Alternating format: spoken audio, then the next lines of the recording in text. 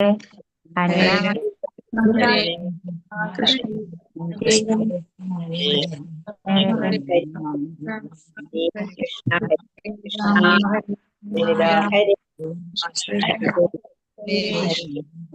രാമ രാമ ഹരേ ഹരേ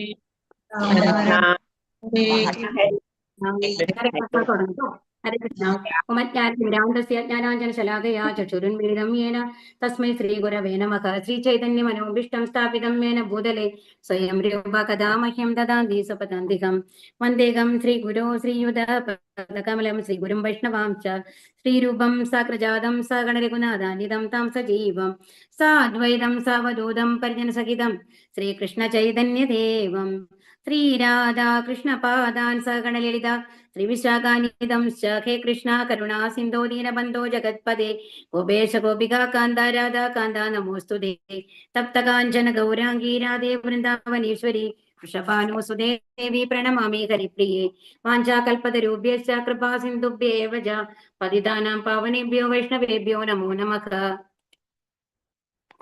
നമാം വിഷ്ണുപാദായ കൃഷ്ണപ്രേഷ്ഠായ ഭൂതലേ ശ്രീമതേ ജയപതാകസ്വാമിൻ ഇതി നാമിനി നമ ആചാര്യപാദായ നിതായ കൃപപ്രദായിനി ഗൗരകഥാദാമദായ നഗരഗ്രാമതാരിണി നമാവും വിഷ്ണുപാദായ കൃഷ്ണപ്രേഷ്ഠായ ഭൂതലേ ശ്രീമതേ ഭക്തിവേദാന്തസ്വാമിൻ ഇതി നാമിനി നമസ്തേ സാരസ്വതേ ദേവേ ഗൗരവാണി പ്രചാരിണി നിർവിശേഷ ശൂന്യവാദി പാശാതിദേശധാരിണി ജയോ ശ്രീകൃഷ്ണ ചൈതന്യ പ്രഭോ നിത്യാനന്ദ ശ്രീ അദ്വൈത ഗദാധര ശ്രീവാസാദി ഗൗരഭക്തവൃന്ദ ഹരേ കൃഷ്ണ കൃഷ്ണ കൃഷ്ണ ഹരേ ഹരേ ഹരേ രാമ രാമ രാമ ഹരേ ഹരേ. ഹരേ കൃഷ്ണ. ശ്രീ രാധാ ഗോവിൻ ടെമ്പിളിന്റെ കീഴിലുള്ള ഭഗവത്ഗീത പഠനത്തിലേക്ക് എല്ലാവർക്കും സ്വാഗതം. അങ്ങനെ നമ്മളിപ്പോ ശരിക്കും പകുതി ഭാഗം കഴിഞ്ഞു അല്ലെ, 9 അധ്യായങ്ങൾ കഴിഞ്ഞു. ഇനി അടുത്ത 18 അധ്യായങ്ങളാണ്. ഇപ്പൊ 10ാമത്തെ അധ്യായത്തിലേക്കാണ് നമ്മൾ വരുന്നത്. ഇതെന്ന് പറയുന്നത് എന്താണ് പറയുന്നത്? വിഭൂതി യോഗം.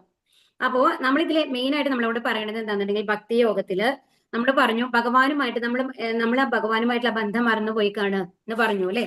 അപ്പൊ എന്താണ് ഇതിൽ പറഞ്ഞത്? 9ാമത്തെ ലാസ്റ്റ് ഇപ്പൊ നമ്മൾ എന്താ പറഞ്ഞ ശ്ലോകം എന്താണ്? മെയിൻ ആയിട്ടുള്ള ശ്ലോകം എന്താണ്? പത്രം പുഷ്പം ഫലം തോയം. അതായത് ഭഗവാൻ എന്ത് സമർപ്പിക്കുക?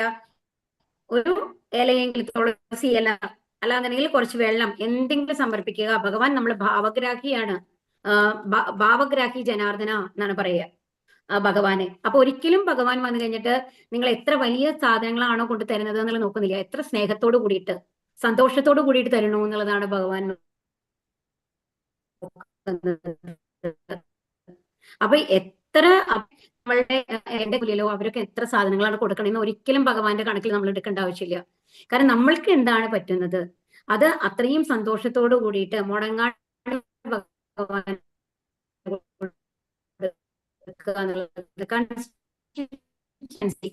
അതായത് നിരന്തരമായിട്ട് ഒരു ദിവസം നമ്മൾ ചെയ്യുന്നു, അടുത്ത ഞാൻ ചെയ്യുന്നില്ല. അപ്പൊ എന്ന് പറഞ്ഞു കഴിഞ്ഞാൽ അതൊരു അറ്റാച്ച്മെന്റ് അല്ല അല്ലെ? ശരിക്കും പറഞ്ഞല്ലേ? ഹരേ കൃഷ്ണ. ഹരേ കൃഷ്ണ. ഇപ്പൊ നോക്കൂ, ശരിയായില്ലേ? ഇപ്പൊ ശരിയാണോ നോക്കൂ. ഹരേ കൃഷ്ണ. ഹരേ കൃഷ്ണ. കേൾക്കുന്നില്ലേ? കേൾക്കുന്നില്ലേ? ശരി, ഓക്കെ. അപ്പം അതാണ് പറഞ്ഞത് അല്ലെ. അപ്പൊ എന്ത് വേണം? അപ്പൊ അവസാനത്തെ അധ്യായത്തിൽ എന്താ പറഞ്ഞത്? ഭഗവാൻ നമ്മളോട് മന്മനാഭവം മദ്ഭക്തോ, എന്റെ ഭക്തനാവുക എന്നാണ് പറഞ്ഞത് അല്ലെ. അപ്പൊ ഇനി എന്റെ ഭക്തനാവാൻ ഭഗവാൻ നമ്മളോട് പറഞ്ഞു. അപ്പൊ നമ്മൾ ചോദിക്കില്ലേ എന്തായാലും എന്തിനാണ് ഭഗവാന്റെ ഭക്തനാവണത്? ഒരു ക്വസ്റ്റ്യൻ വരാം അല്ലെ. അപ്പൊ ഭഗവാൻ നമ്മളോട് വിളിച്ചു പറയുന്നത് എന്റെ ഭക്തനാവണം, അപ്പൊ എല്ലാ കാര്യങ്ങളും നടക്കും എന്ന് പറഞ്ഞു. അപ്പൊ നമ്മൾ ചോദിക്കും അതിന് എന്താ ഒരു റീസൺ വേണമല്ലോ എന്നുള്ളത്. അപ്പൊ ഭഗവാൻ പറയാണ് ഞാൻ ഇന്നതാണ്. അപ്പൊ ഭഗവാൻ നമ്മൾക്ക് പറഞ്ഞു തരികയാണ് ഞാൻ ആരാണ് എന്നുള്ളത്. അതാണ് വിഭൂതി യോഗം. അപ്പൊ ഇതിലെ ഭഗവാന്റെ വിഭൂതികളാണ്. ഇപ്പൊ നമ്മൾ ഭഗവാന്റെ മെയിൻ ആയിട്ടുള്ള വിഭൂതികൾ എന്താ പറഞ്ഞത്? 6 പറഞ്ഞു. ആർക്കെങ്കിലും ഓർമ്മയുണ്ടോ? ബലം, കീർത്തി, ധനം, ജ്ഞാനം, സൗന്ദര്യം, ത്യാഗം. ഇതൊക്കെ 6 വിഭൂതികളുണ്ട് ഭഗവാൻ. അതെല്ലാം പൂർണ്ണമാണ് അല്ലെ. പൂർണ്ണപദം പൂർണ്ണമത പൂർണ്ണാത് പൂർണ്ണമുദച്യതേ പൂർണ്ണസ്യ പൂർണ്ണമാദായ പൂർണ്ണമേവാവശിഷ്യതേ എന്നുള്ളതാണ് പറയുന്നത്. എല്ലാം പൂർണ്ണമാണ് ഭഗവാനെ സംബന്ധിച്ച്. ഭഗവാനെ സംബന്ധിച്ച് നമുക്ക് 1 - 1 0 എന്നുള്ള കൺസെപ്റ്റ് ഇല്ല. ഭഗവാനിൽ നിന്ന് എന്ത് കുറഞ്ഞാലും ഭഗവാൻ പൂർണ്ണനാണ്. ഭഗവാന്റെ എന്ത് ചേർത്താലും ഭഗവാൻ ചേർക്കാൻ നമ്മൾക്ക് പറ്റില്ല. കാരണം ഭഗവാൻ പൂർണ്ണനായതുകൊണ്ട് അതിലൊന്നും ഒന്നും ചേർക്കാൻ പറ്റില്ലല്ലോ. കാരണം എല്ലാം ഭഗവാനിൽ നിന്ന് വന്നതാണ്. അപ്പൊ അതുകൊണ്ട് ആദിപുരുഷനാണ് അല്ലെ ഭഗവാൻ. അതുപോലെ തന്നെ സച്ചിദാനന്ദ സ്വരൂപനാണ്. അപ്പൊ അതാണ് ഇവിടെ പറയുന്നത്. അപ്പൊ എന്തൊക്കെയാണ് ഭഗവാൻ എന്നുള്ളത് നമ്മൾക്ക് പറഞ്ഞു തരികയാണ്. എന്തുകൊണ്ട് എന്റെ നാമത്തിലേക്ക് വരണം, ഞാൻ ആരാണ് എന്തുകൊണ്ട് എന്നെ ആരാധിക്കണം എന്നുള്ളത് ഭഗവാൻ നമ്മൾക്ക് പറഞ്ഞു തരാണ്. ഇതുവരെ ആർക്കെങ്കിലും സംശയം ഉണ്ടെങ്കിൽ അർജുന ത്രൂ നമ്മൾക്ക് പറഞ്ഞു തരുന്നതാണ് ഇത്. ശ്രീ ഭഗവാനുവാച ഭൂയ ഏവ മഹാഭാഗോ ശൃണു മേ പരമം വചക യത്തേഹം പ്രിയമാണായ വക്ഷ്യാമി ഹിതകാമ്യയ. പരമദിവ്യത പുരുഷൻ അരുളി ചെയ്തു, കൈക്കരുത്തുള്ള അർജുന, നീ എന്റെ സുഹൃത്തായതുകൊണ്ട് നിന്റെ നന്മയ്ക്കായി ഇനിയും ഞാൻ ജ്ഞാനം ഉപദേശിക്കാം, കേൾക്കൂ. ഇത് ഞാൻ നേരത്തെ ഉപദേശിച്ചതിലും ഉത്തമമായ ജ്ഞാനമാണ്. നമ്മൾ കുറെ കാര്യങ്ങൾ പഠിച്ചു കഴിഞ്ഞു അല്ലെ. ഇപ്പൊ നമ്മൾ ഭഗവാനെ എങ്ങനെയാ സമർപ്പിക്കേണ്ടത്, ഭഗവാനെ എങ്ങനെയാണ് പ്രാർത്ഥിക്കേണ്ടത്, നമസ്കരിക്കേണ്ടത്, സതതം കീർത്തിയാൻ തോന്നാം, ഇതെല്ലാം നമ്മൾ പഠിച്ചു കഴിഞ്ഞു. അപ്പൊ ഇനി എന്നിട്ട് ഭഗവാൻ പറയാണ്, ഇതിനേക്കാളും ശ്രേഷ്ഠമായിട്ടുള്ള കാര്യമാണ് ഞാൻ നിനക്ക് ഉപദേശിക്കാൻ പോകുന്നത്, അത് നീ കേൾക്കൂ എന്നുള്ളത് പറഞ്ഞു. അപ്പൊ ഭഗവാൻ ഇപ്പൊ ആ ഒരു ഇതാണ് കേട്ടോ ഇവിടെ കാണിക്കുന്നത്. ഭഗവാൻ കിടക്കുകയാണ്. അപ്പൊ അവിടെ ദുര്യോധനനും ഇപ്പൊ പാണ്ഡവ കൗരവ യുദ്ധത്തിന്റെ സമയത്ത് കഴിഞ്ഞിട്ട് യുദ്ധം നടക്കാൻ പോകുന്നതിന് മുമ്പ് ദുര്യോധനൻ വരെയാണ് ആര്യകൃഷ്ണന്റെ അടുത്ത്. അപ്പം അവരെല്ലാവരും ഇങ്ങനെ ഓരോ രാജ്യക്കാരും പല പങ്കായി മാറും. കുറെ പേര് കൗരവരുടെ പക്ഷം പോകും, കുറെ പേര് പാണ്ഡവരുടെ പക്ഷം പോകും. അപ്പൊ ഭഗവാന്റെ സേന എന്ന് പറയുന്നത് നാരായണി സേന എന്നാണ് പറയുക. ആ സേന എന്ന് പറയുന്നത് എവിടെ പോയി കഴിഞ്ഞാലും ജയിച്ചു വന്നിട്ടുള്ള സേനയാണ്. ആ സേന ആർക്കാണെന്നുള്ളത് തീരുമാനമായി ഉണ്ടാവില്ല. അപ്പൊ ആരാണ്? ശകുനിയാണ്. ശരിക്കും അമ്മാമനാണ് വേഗം തന്നെ ദുര്യോധനെ പറഞ്ഞിരിക്കുന്നത്, അർജുനൻ പോകുന്നതിന് മുമ്പ് പോയി ചോദിക്കൂ കൃഷ്ണന്റെ അടുത്ത്, അപ്പൊ നിനക്ക് ആഗ്രഹമുള്ള മാതിരി സേന കിട്ടും എന്ന് പറഞ്ഞിട്ട് പറഞ്ഞേക്കുകയാണ്. അപ്പൊ അതിന്റെ പിന്നാലെ തന്നെ അർജുനൻ എത്തുന്നുണ്ട്. അപ്പൊ കൃഷ്ണൻ ഉറങ്ങുകയാണ്. അപ്പൊ ദുര്യോധനൻ എന്ന് പറയും, ഞാൻ മുഖത്ത് തന്നെ അടുത്ത് തന്നെ ഇരിക്കും, അപ്പൊ കണ്ണു തുറക്കുമ്പോ എന്നെ കാണണം എന്ന് പറഞ്ഞിട്ട്. പക്ഷേ അർജുനൻ ശുദ്ധഭക്തനാണല്ലേ, എന്തൊക്കെ പറയാനുള്ള സുഹൃത്താണെങ്കിലും ഒരു ഭക്തിയുണ്ട് ഭഗവാന്റെ മേലെ. അതുകൊണ്ട് വിനയവും ഉണ്ട്, അനിയനാണ്. അപ്പൊ അതുകൊണ്ട് എന്താണ്, കാലടികളുടെ അവിടെയാണ് ഇരുന്നത്, നമസ്കരിക്കാൻ സാധിക്കുന്ന ലെവലില്. അങ്ങനെയാണ് അർജുനൻ ഇരിക്കുന്നത്. അപ്പൊ അതുകൊണ്ട് അത് കഴിഞ്ഞിട്ട് കൃഷ്ണൻ കണ്ണു തുറക്കും. കണ്ണു തുറക്കുമ്പോ ആദ്യം കാണുക ആരാണ്? നമ്മൾ നേരെ കണ്ണു തുറക്കുമ്പോ താഴെയുള്ള ആളെയല്ലേ കാണുക, അർജുനനെ കാണും. അപ്പൊ എന്താ അർജുന എവിടെയും ചോദിക്കും. അപ്പൊ അപ്പോഴേക്കും ദുര്യോധന ടെൻഷനാവും. അപ്പൊ ദുര്യോധനൻ പറയും, ഞാനാണ് കേട്ടോ ആദ്യം വന്നത്, അതുകൊണ്ട് എന്നോടാണ് ചോദിക്കേണ്ടത് എന്ന്. അപ്പൊ കൃഷ്ണൻ പറയും, ഞാൻ ആദ്യം കണ്ടത് ആദ്യം അർജുനനെയാണ്, എന്റെ അർജുനൻ താഴെയാണ് ദുര്യോധനേക്കാളും. എന്റെ അനിയന്മാർക്ക്, അതായത് ചെറിയ കുട്ടികൾക്ക് നമുക്ക് കുറച്ചും കൂടി പ്രിഫറൻസ് കൊടുക്കൂലേ. ഇപ്പൊ നമ്മുടെ വീട്ടിലാണെങ്കിലും ആദ്യം അവൻ പറയട്ടെ, മൂത്ത കുട്ടിയോട് കുറച്ച് ക്ഷമിക്കണം എന്ന് നമ്മൾ പറയില്ലേ, അതുപോലെ പറയും. കൃഷ്ണൻ അറിയാലോ, കൃഷ്ണൻ അറിയാത്ത എന്തെങ്കിലും കാര്യങ്ങളുണ്ടോ, കൃഷ്ണന്റെ പ്ലാൻ ആണല്ലോ. അപ്പൊ എന്നിട്ട് അർജുനൻ പറയാണ്, അപ്പൊ അർജുനോട് പറയും എന്താ വേണ്ടതെന്ന് ചോദിക്കും. അപ്പൊ ദുര്യോധനൻ പറയും, പറ്റില്ല, എന്നോടാണ് ആദ്യം ചോദിക്കേണ്ടത് എന്ന്. അപ്പോ ഭഗവാൻ പറയാണ്, എനിക്ക് മനസ്സിലായി നിങ്ങൾ എന്തിനാണ് വന്നിട്ടുള്ളത് എന്നുള്ളത്, അതുകൊണ്ട് ഞാൻ ആദ്യം തന്നെ കാര്യം പറയാം. അപ്പൊ എന്താണെന്നുണ്ടെങ്കിൽ, നാരായണി സേന ഞാൻ ഒരാൾക്ക് കൊടുക്കും, അവർ യുദ്ധം ചെയ്യും. ഒരാളുടെ പക്ഷത്ത് ഞാൻ നിൽക്കും, പക്ഷെ ഞാൻ യുദ്ധം ചെയ്യില്ല, ആയുധം കയ്യിലെടുക്കില്ല. ആരെയാ വേണ്ടതെന്ന് വെച്ചാൽ തീരുമാനിച്ചോളൂ. ആദ്യം ഞാൻ അർജുനനെ കണ്ടതുകൊണ്ട് ഞാൻ അർജുനന് ചാൻസ് കൊടുക്കാണ് എന്ന് പറയും. അപ്പൊ എന്നിട്ട് അർജുനൻ പറയും, എനിക്ക് സേനയും വേണ്ട, ഒന്നും വേണ്ട, എനിക്ക് ഭഗവാൻ എന്റെ കൂടെ ഉണ്ടായാൽ മതി എപ്പോഴും എന്ന് പറയും. അതോടുകൂടി അപ്പൊ അർജുനനാണെങ്കിൽ ദുര്യോധനാണെങ്കിൽ അതുവരെയ്ക്ക് ടെൻഷനാണ്, അയ്യോ എന്താണാവോ അർജുനൻ പറയാൻ പോണേന്നുള്ളത്. അപ്പൊ എന്നിട്ട് ദുര്യോധനൻ പറയും, ദുര്യോധനുള്ളിൽ സന്തോഷം, ഈ അർജുനൻ ഇപ്പോഴും വിഡ്ഢിയാണ്. ഒന്ന് ആലോചിച്ച് നോക്കൂ, ഇത്രയും ബൃഹത്തായ ഒരു സേനയ്ക്ക് പകരം യുദ്ധം ചെയ്യാതെ കൃഷ്ണനെയാണ് സെലക്ട് ചെയ്തേക്കണത് എന്നുള്ളത്. അങ്ങനെ വിചാരിച്ച് സന്തോഷിക്കുന്നു. അപ്പൊ ഇവിടെ എന്താണ്, ഒരു ഭക്തനും ഒരു ഭക്തനല്ലാത്ത ആളും തമ്മിലുള്ള വ്യത്യാസം നമ്മൾക്ക് കാണിച്ചു തരികയാണ്. കാരണം ഭക്തൻ അറിയാമെന്തെന്ന്, ഭഗവാൻ എല്ലായിടത്താണ് വിജയമുള്ളൂ. ഭഗവാന്റെ ഒരു സാങ്ഷൻ ഇല്ലാണ്ട് നമ്മുടെ കൈവരൽ പോലും അനക്കാൻ സാധിക്കില്ല. അപ്പൊ ആ ഭഗവാൻ കൂടെ ഇല്ലാന്നുണ്ടെങ്കിൽ എത്ര ബൃഹത്തായ സേനയാണെങ്കിലും അതിന് ജയം നമുക്ക് ഉറപ്പിക്കാൻ പറ്റില്ല. ദുര്യോധനൻ എന്താണ് ആലോചിക്കുന്നത്, ഈ നാരായണ സേന പോയോടത്തൊക്കെ ജയിച്ചിട്ടുണ്ട്, പക്ഷെ എപ്പോഴും അവരുടെ കൂടെ ഭഗവാൻ കൂടെ ഉണ്ടായിരുന്നു എന്നുള്ള ബോധം ദുര്യോധന വരുന്നില്ല. കാരണം ദുര്യോധനൻ അഭക്തനാണ് അല്ലേ, അതാണ് പറയുന്നത്. അപ്പൊ നമ്മൾക്ക് ഒരു ശരിയായ തീരുമാനം എടുക്കണമെന്നുണ്ടെങ്കിൽ എന്ത് വേണം, ഭഗവാൻ എപ്പോഴും നമ്മുടെ കൂടെ ഉണ്ടാവണം എന്നുള്ളതാണ്.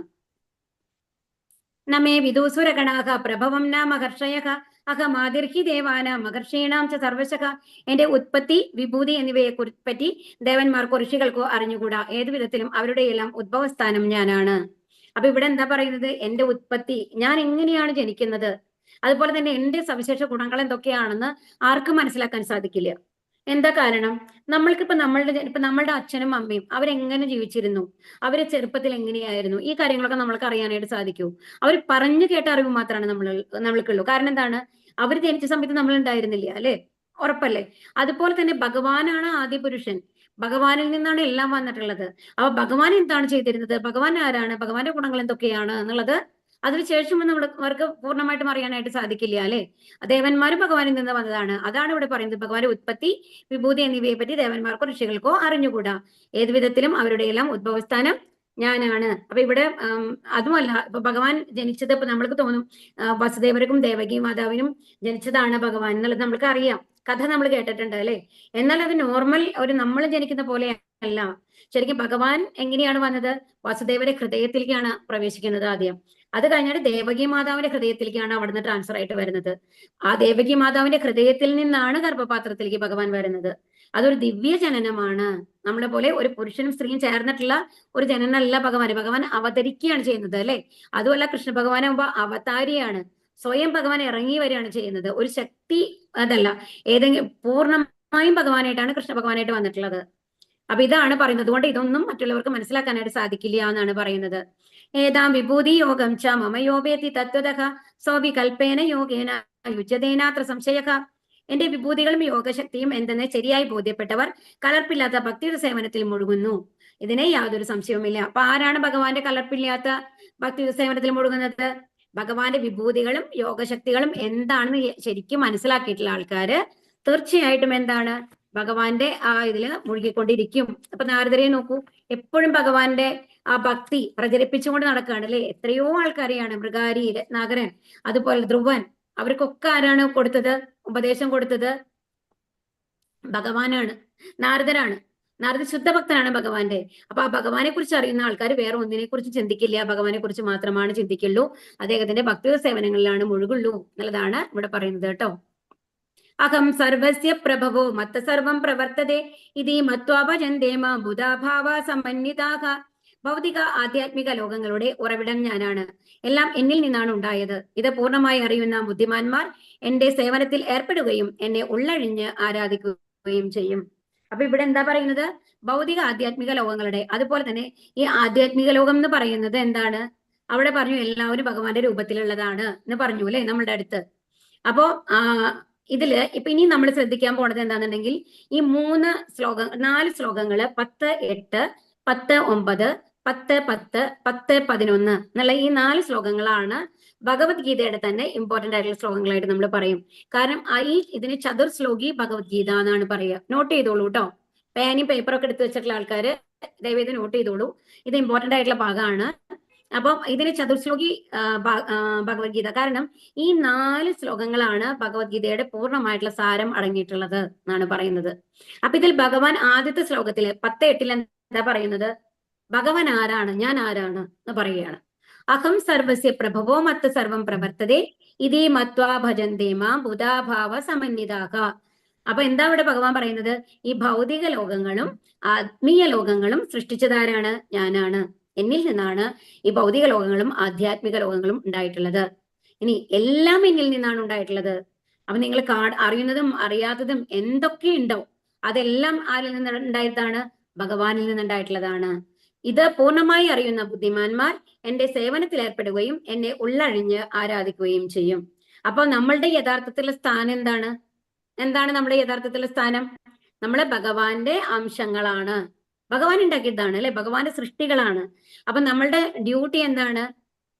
പൂർണ്ണമായും ഭഗവാന്റെ സേവനത്തിൽ ഏർപ്പെടുക എന്നുള്ളതാണ് നമ്മളുടെ ഡ്യൂട്ടി എന്ന് പറയുന്നത്. അപ്പൊ ഇത് എന്ന് പറയുന്നത് ഇപ്പൊ നമ്മളും ഭഗവാനുമായിട്ടുള്ള ബന്ധം എന്താണെന്ന് പറഞ്ഞു തരുന്നതാണ്. അപ്പൊ ഭഗവാൻ പറഞ്ഞു ആത്മീയ ലോകങ്ങളും ഭൗതിക ലോകങ്ങളും ഭഗവാനാണ് സൃഷ്ടിച്ചത് എന്ന് പറയുമ്പോൾ നമ്മളെ സൃഷ്ടിച്ചത് ആരാണ്? ഭഗവാനാണ് അല്ലെ.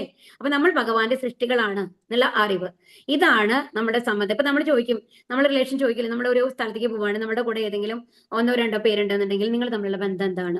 അപ്പൊ നമ്മൾ പറയും ചിലപ്പോൾ നമ്മുടെ മകനാണ്, അല്ലെങ്കിൽ മകളാണ്, അല്ലെങ്കിൽ എൻ്റെ ബ്രദറിന്റെ മകനാണ്.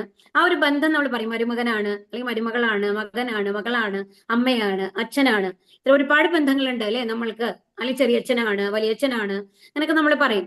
അപ്പൊ അതുപോലെ ഭഗവാൻ നമ്മളുമായിട്ടുള്ള ബന്ധം എന്താണ്? അപ്പൊ നമ്മൾ ഭഗവാൻ പറഞ്ഞു എന്റെ ധാമത്തിലേക്കാണ് നിങ്ങൾ വരേണ്ടത്, അപ്പൊ നിങ്ങൾക്ക് ദുഃഖങ്ങളില്ല എന്ന് പറഞ്ഞു. അപ്പൊ നമ്മൾക്ക് എന്തറിയണം? നമ്മൾ എന്തുകൊണ്ടാണ് നമ്മൾ അങ്ങോട്ട് വരാൻ പോണത്? നമ്മൾ വെറുതെ വലിഞ്ഞു കയറി പോവാണോ? അല്ല. ഭഗവാൻ എന്താ പറയുന്നത്? നിങ്ങളെല്ലാം എന്റെ അംശമാണ്, ഞാനാണ് നിങ്ങളെ സൃഷ്ടിച്ചത്. അപ്പൊ നമ്മൾ ഭഗവാനുമായുള്ള ഈ ബന്ധം പറയുന്നതാണ് സംബന്ധ. നോട്ട് ചെയ്തോളൂ, സംബന്ധ എന്നാണ് കേട്ടോ ഇത് പറയുന്നത്. നമ്മൾ ഭഗവാനുമായിട്ടുള്ള ബന്ധത്തിന് എന്താ പറയാ? സംബന്ധ. അപ്പൊ ആ സംബന്ധ ഭഗവാൻ നമ്മളുമായിട്ടുള്ള റിലേഷൻ പറയുന്ന ഈ ശ്ലോകമാണ് എന്തെന്ന്? അഹം സർവസ്യ പ്രഭവോ മത്ത സർവം പ്രവർത്തതേ. അതാണ് ആദ്യത്തെ. അതാണ് എല്ലാം ഭഗവാനിൽ, ഭൗതിക സൃഷ്ടികളും എല്ലാം ഭഗവാനിൽ നിന്ന് വന്നതാണെന്ന് പറയുന്നതാണ്. നാരായണാത് പരമ നാരായണാത് ബ്രഹ്മജായതേ നാരായണാത് പ്രജാപതി പ്രജായതേ നാരായണാദിന്ദ്രോ ജായതേ നാരായണാത് തുഷ്ടാവസവോ ജായന്തേ നാരായണാദ്വേകാദശ രുദ്ര ജായന്തേ നാരായണ ദ്വാദശാദിത്യാഹ. അപ്പൊ ഇവിടെ എന്താ പറയുന്നത്? നാരായണനിൽ നിന്ന് ബ്രഹ്മാവ് ജനിച്ചു. അപ്പൊ ഞാൻ ഇന്നലെ നിങ്ങൾക്ക് പറഞ്ഞു തന്നിട്ടുണ്ടായിരുന്നല്ലോ, ആദ്യത്തെ എന്തെന്ന് ഭഗവാനിൽ നിന്ന് ആരാ വന്നത്? ആർക്കെങ്കിലും ഓർമ്മയുണ്ടോ? അല്ലല്ല, അത് ഓക്കെ, ബ്രഹ്മ ഓക്കെയാണ്. ഇതല്ല, ഇത് നമ്മുടെ ചതുർത്തിയാണ് പറയുന്നത്. ആരാ വന്നത്? ബലരാമൻ. അതാണ് പറയുന്നത്, ബലരാമനാണ് വന്നത് അല്ലേ. ബലരാമനിൽ നിന്ന് നമ്മൾ പിന്നെ ആരൊക്കെയാ വന്നത്? വാസുദേവൻ, സംഘർഷണൻ, പ്രദ്യുമ്നൻ, അനിരുദ്ധൻ വന്നു അല്ലെ. എന്നിട്ട് ആ സംഘർഷനിൽ നിന്ന് നാരായണൻ വന്നു അല്ലെ. നാരായണനാണിത്. അപ്പൊ നാരായണനിൽ നിന്നാണ് ആര് വന്നത്? പിന്നെ വീണ്ടും ആ ചതുർവ്യൂഹം വന്നു. അതിവിടെ എക്സ്പ്ലെയിൻ ചെയ്തിട്ടില്ല. അത് ശരിക്കും വരുന്നത് എങ്ങനെയാണ്? വീണ്ടും വസുദേവൻ, സംഘർഷണൻ, പ്രദ്യുമ്നൻ, അനിരുദ്ധൻ വരുന്നുണ്ട്. ആ സംഘർഷനെ നമ്മൾ മഹാസംഘർഷൻ എന്ന് പറയും. ഇതാണ് വൈകുണ്ഠ ലോകത്തിൽ നിന്നുള്ള തുടക്കമാണ്. ആ സംഘർഷനിൽ നിന്നാണ് ആര് വന്നത്? നമ്മുടെ കാരണോദക സൈവിഷ്ണു, ഗർഭോദക സൈവിഷ്ണു, ക്ഷീരോദക സൈവിഷ്ണു വന്നത് അല്ലേ. അപ്പൊ അതാണ് ഇവിടെ പറയുന്നത്. അപ്പൊ അതിൽ ഗർഭോദക സൈവിഷ്ണുവിൽ നിന്നാണ് ആര് വരുന്നത്? ബ്രഹ്മാവ് വരുന്നത്. അതാണ് നാരായണന്റെ എക്സ്പാൻഷനിൽ നിന്നാണ് ഇതൊക്കെ വരുന്നത്. അതുകൊണ്ടാണ് ഇവിടെ നാരായണനിൽ നിന്ന് ബ്രഹ്മാവ് ജനിച്ചു എന്ന് കൊടുത്തിട്ടുള്ളത് കേട്ടോ. അപ്പൊ നാരായണനിൽ നിന്നാണ് ബ്രഹ്മാവ് ജനിച്ചത് അല്ലെ.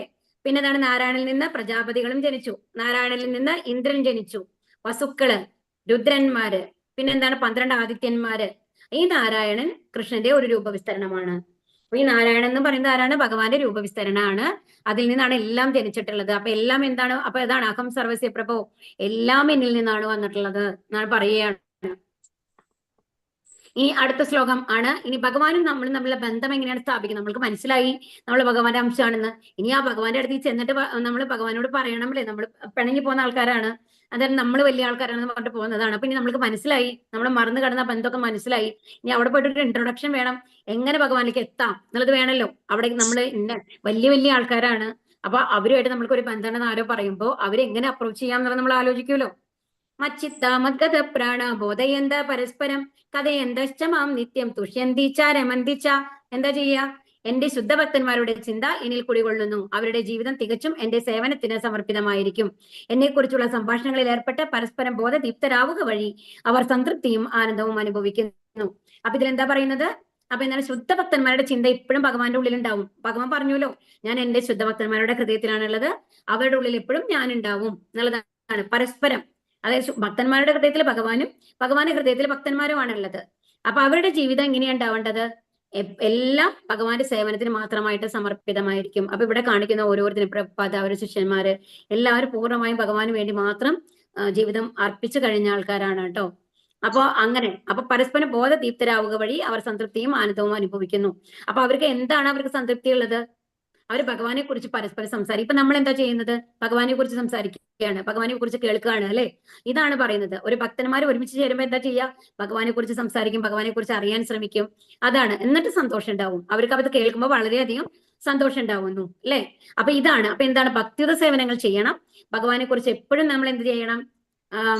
പറയണം, ആ ലീലകളെ കുറിച്ച് കേൾക്കണം. അപ്പൊ എന്തുണ്ടാവും? നമ്മൾക്ക് സംതൃപ്തിയും ആനന്ദവും ലഭിക്കുന്നു. അപ്പൊ ഇതാണ് ഭഗവാനിൽ എത്താനുള്ള വഴി. ഇതാണ് അഭിധേയ എന്ന് പറയുന്നത് കേട്ടോ. ഭഗവാൻ എത്താനുള്ള വഴിക്കാണ് എന്തെന്ന് പറയുന്നത്?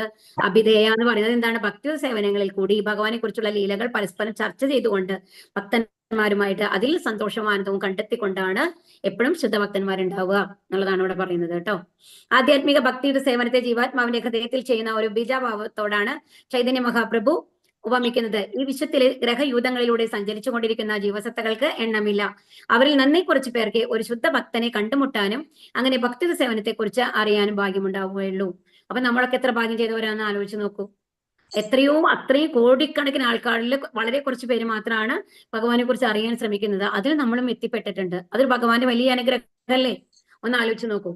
അപ്പൊ അങ്ങനെ ഇനി ഈ ഒരു വിത്ത് പോലെയാണ് ഈ ഭക്തിയുടെ സേവനം ജീവസത്തയുടെ ഹൃദയത്തിൽ വരുന്നത്. അപ്പൊ എന്താണ്? നമ്മളൊരു വിത്ത് ഇട്ട് കഴിഞ്ഞു കഴിഞ്ഞാൽ നമ്മൾ എന്ത് ചെയ്യും? അതിനെ നനയ്ക്കണം അല്ലെ. അത് മുളച്ചു വരണ വരയ്ക്കും നമ്മൾ എന്ത് ചെയ്യും? വെള്ളമൊഴിച്ച് നമ്മൾ അതിനെ പ്രൊട്ടക്ട് ചെയ്യും. അത് നട്ട് കഴിഞ്ഞിട്ട് അത് മുളച്ചു വരണം. അപ്പൊ അതുപോലെയാണ് നമ്മളുടെ ഉള്ളിൽ ഭക്തി വരണതെന്നാണ്. ഇപ്പൊ നമ്മളുടെ എല്ലാവരുടെ ഹൃദയത്തിലും ഒരു ഭക്തിയുടെ വിത്ത് മുളച്ചു കഴിഞ്ഞു. അതുകൊണ്ടാണ് നമ്മൾ ഭഗവത്ഗീത ഭഗവാനെ കുറിച്ച് കേട്ടുകൊണ്ടിരിക്കുന്നത്. അത് ആരുടെ അനുഗ്രഹം കൊണ്ടാണ്? ഒന്നിലോ ഒരു ഗുരുവിന്റെ അനുഗ്രഹം കൊണ്ട്. അല്ലെന്നുണ്ടെങ്കിൽ നമ്മുടെ ഉള്ളിൽ ആരുണ്ടെന്ന് പറയുന്നത്? ശൈത്യ ഗുരുവായിട്ട് ഭഗവാനുണ്ട്. എല്ലാവരുടെ ഉള്ളിലും പരമാത്മാവായിട്ട് ഭഗവാൻ ഉണ്ടല്ലേ. ആ ഭഗവാനെയാണ് നമ്മൾ ചൈത്യഗുരു എന്ന് പറയുക കേട്ടോ. അപ്പൊ ആ ചൈത്യഗുരു മൂലം നമ്മൾക്ക് ഒരു അനുഗ്രഹം വരികയാണ്, ഒരു ഭക്തിയുടെ ഒരു വിത്ത് നമ്മുടെ ഉള്ളിൽ വരികയാണ്. അങ്ങനെ ആ മുളച്ചു കഴിഞ്ഞാൽ എന്ത് വേണം? ആ ഈ ജീവാത്മാവ് ഹരേ കൃഷ്ണ കൃഷ്ണ കൃഷ്ണ ഹരേ ഹരേ ഹരേ രാമ രാമ രാമ ഹരേ ഹരേ എന്ന മന്ത്രോച്ചാരണം ചെയ്തുകൊണ്ടും കേട്ടുകൊണ്ടിരുന്നാൽ ആ വിത്ത് മുളച്ചു വരും. അപ്പൊ നമ്മുടെ ഭക്തി വിത്ത് മുളയ്ക്കണമെങ്കിൽ എന്ത് വേണം? ഡെയിലി നമ്മൾ വെള്ളം നനയ്ക്കണത് എന്ത് വെള്ളമാണ് കൊടുക്കുന്നത്? ഹരേ കൃഷ്ണ മഹാമന്ത്രം. അതാണ് അതിന്റെ പോഷണം എന്ന് പറയുന്നത്.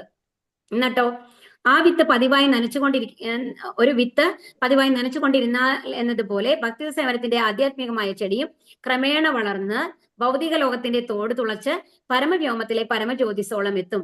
അപ്പൊ ഇതിൽ എന്താണെന്നുണ്ടെങ്കിൽ നമ്മൾ പറഞ്ഞു, പ്രപഞ്ചം നമ്മൾ പറഞ്ഞു അല്ലെ, അതിന് 7 ആവരണങ്ങൾ ഉണ്ടെന്ന് പറഞ്ഞു. ആ 7 ആവരണങ്ങളിൽ തുളച്ചു പോകും എന്നാണ് പറയുന്നത് ഈ ചെടി. അതായത് നമ്മുടെ ഉള്ളിലത്തെ ഭക്തി വളർന്ന് ഭഗവാനോടുള്ള ഇഷ്ടം ഇങ്ങനെ വന്നുകൊണ്ടിരിക്കും. നമ്മൾക്ക് ഹരേകൃഷ്ണ മന്ത്രം ജപിക്കാൻ ഒരു രുചി വരും. ആദ്യം ശ്രദ്ധ, സാധുസംഗ, ഭജനക്രിയ, പിന്നെന്താണ് അനർത്ഥ നിവൃത്തി, നിഷ്ഠാരുചി എന്ന് വരും അതിൽ വരുന്നത് കേട്ടോ. ലാസ്റ്റ് വരുന്നത് ഭാവപ്രേമ എന്നുള്ളത് വരും. ആസക്തി, ഭാവപ്രേമ, ഇങ്ങനെ 9 ഇതാണ്. നവവിധ ഭക്തിമാരി തന്നെ ഭക്തിയുടെ ആ സ്റ്റെപ്പുകൾ ഉണ്ട്, പടവുകൾ എന്ന് പറയില്ലേ. നമ്മൾ മേലെ ഏറ്റവും ആദ്യം വരുന്നത് ഭഗവാന്റെ ഉള്ളിൽ വിശ്വാസമാണ്. ആ വിശ്വാസം ആര് മൂലം വന്നു? നമ്മൾക്ക് ഗുരു മൂലമോ ഭഗവാൻ മൂലമോ, അതായത് ചൈത്യഗുരുവായിട്ടുള്ള ഭഗവാൻ മൂലമോ നമ്മൾക്ക് ആ വിത്ത് നമ്മുടെ ഉള്ളിൽ മുളച്ചു. അത് കഴിഞ്ഞിട്ട് പിന്നെ നമ്മൾ ഹരേകൃഷ്ണ മന്ത്രം ചൊല്ലുന്നു, ഭഗവത്ഗീത കേൾക്കുന്നു, ഭാഗവതം കേൾക്കുന്നു. അതാണ് എന്തെന്ന് പറയുന്നത്? ഭജനക്രിയ എന്ന് പറയുന്നത്. നമ്മൾ കീർത്തനങ്ങൾ പാടുന്നു. അതുപോലെ അത് കഴിഞ്ഞിട്ട് എന്താണ്? അനർത്ഥ നിവൃത്തി. അപ്പൊ ഒരു ഗുരുവിനെ സമീപിച്ച്, ഇപ്പൊ നമ്മളൊരു ക്ലാസ്സിൽ ഇരിക്കുമ്പോൾ നിങ്ങളുടെ സംശയങ്ങളൊക്കെ എന്തെങ്കിലും ചോദിക്കുന്നു, നമ്മൾ മറുപടി പറയുന്നു അല്ലെ. അതല്ല, നമ്മളിപ്പോ ക്ലാസ്സിൽ ഇരിക്കുമ്പോഴും നമ്മൾ പറയുന്നുണ്ട് എന്നുണ്ടെങ്കിലും ഒരു ഗുരുവിന്റെ വാക്കുകളാണ് അല്ലെങ്കിൽ ഭഗവാന്റെ വാക്കുകളാണ് നമ്മൾ ത്രൂ വരിക. നമ്മൾ പഠിച്ച് ബൈഹാർട്ട് ചെയ്ത് പറയുന്ന കാര്യങ്ങളല്ല ഇത് ഓരോ ക്ലാസ്സിലും വരിക.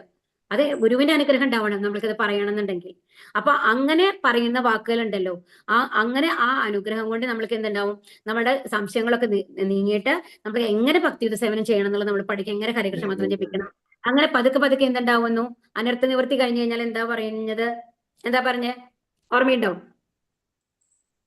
ആദ്യം എന്താ പറഞ്ഞത്? ശ്രദ്ധ, സാധുസംഗ, ഭജനക്രിയ, അനർത്ഥ നിവൃത്തി.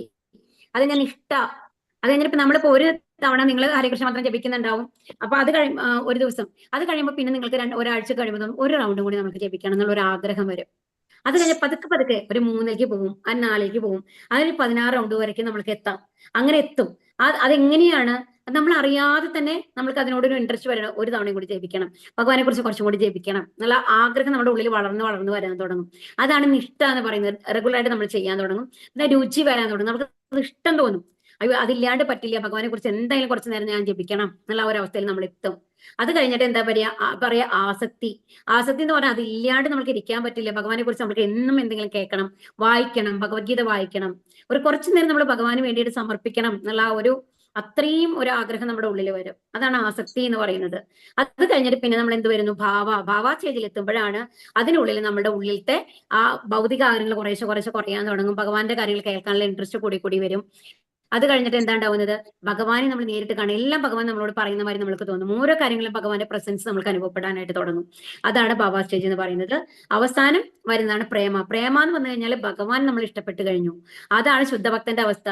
ഭഗവാന്റെ ഹൃദയത്തിൽ നമ്മളും നമ്മുടെ ഹൃദയത്തിൽ ഭഗവാന് മാത്രമാവുന്ന ഒരവസ്ഥ. അപ്പൊ അത് നേരിട്ട് നമ്മൾക്ക് ഭഗവാനെ കണ്ട് സംസാരിക്കുന്ന അവസ്ഥ, നമ്മൾ മുമ്പിൽ ഭഗവാനെ കാണുന്ന ഒരു അവസ്ഥയിലെത്തും. അതാണ് പ്രേമ സ്റ്റേജ് എന്ന് പറയുന്നത് കേട്ടോ.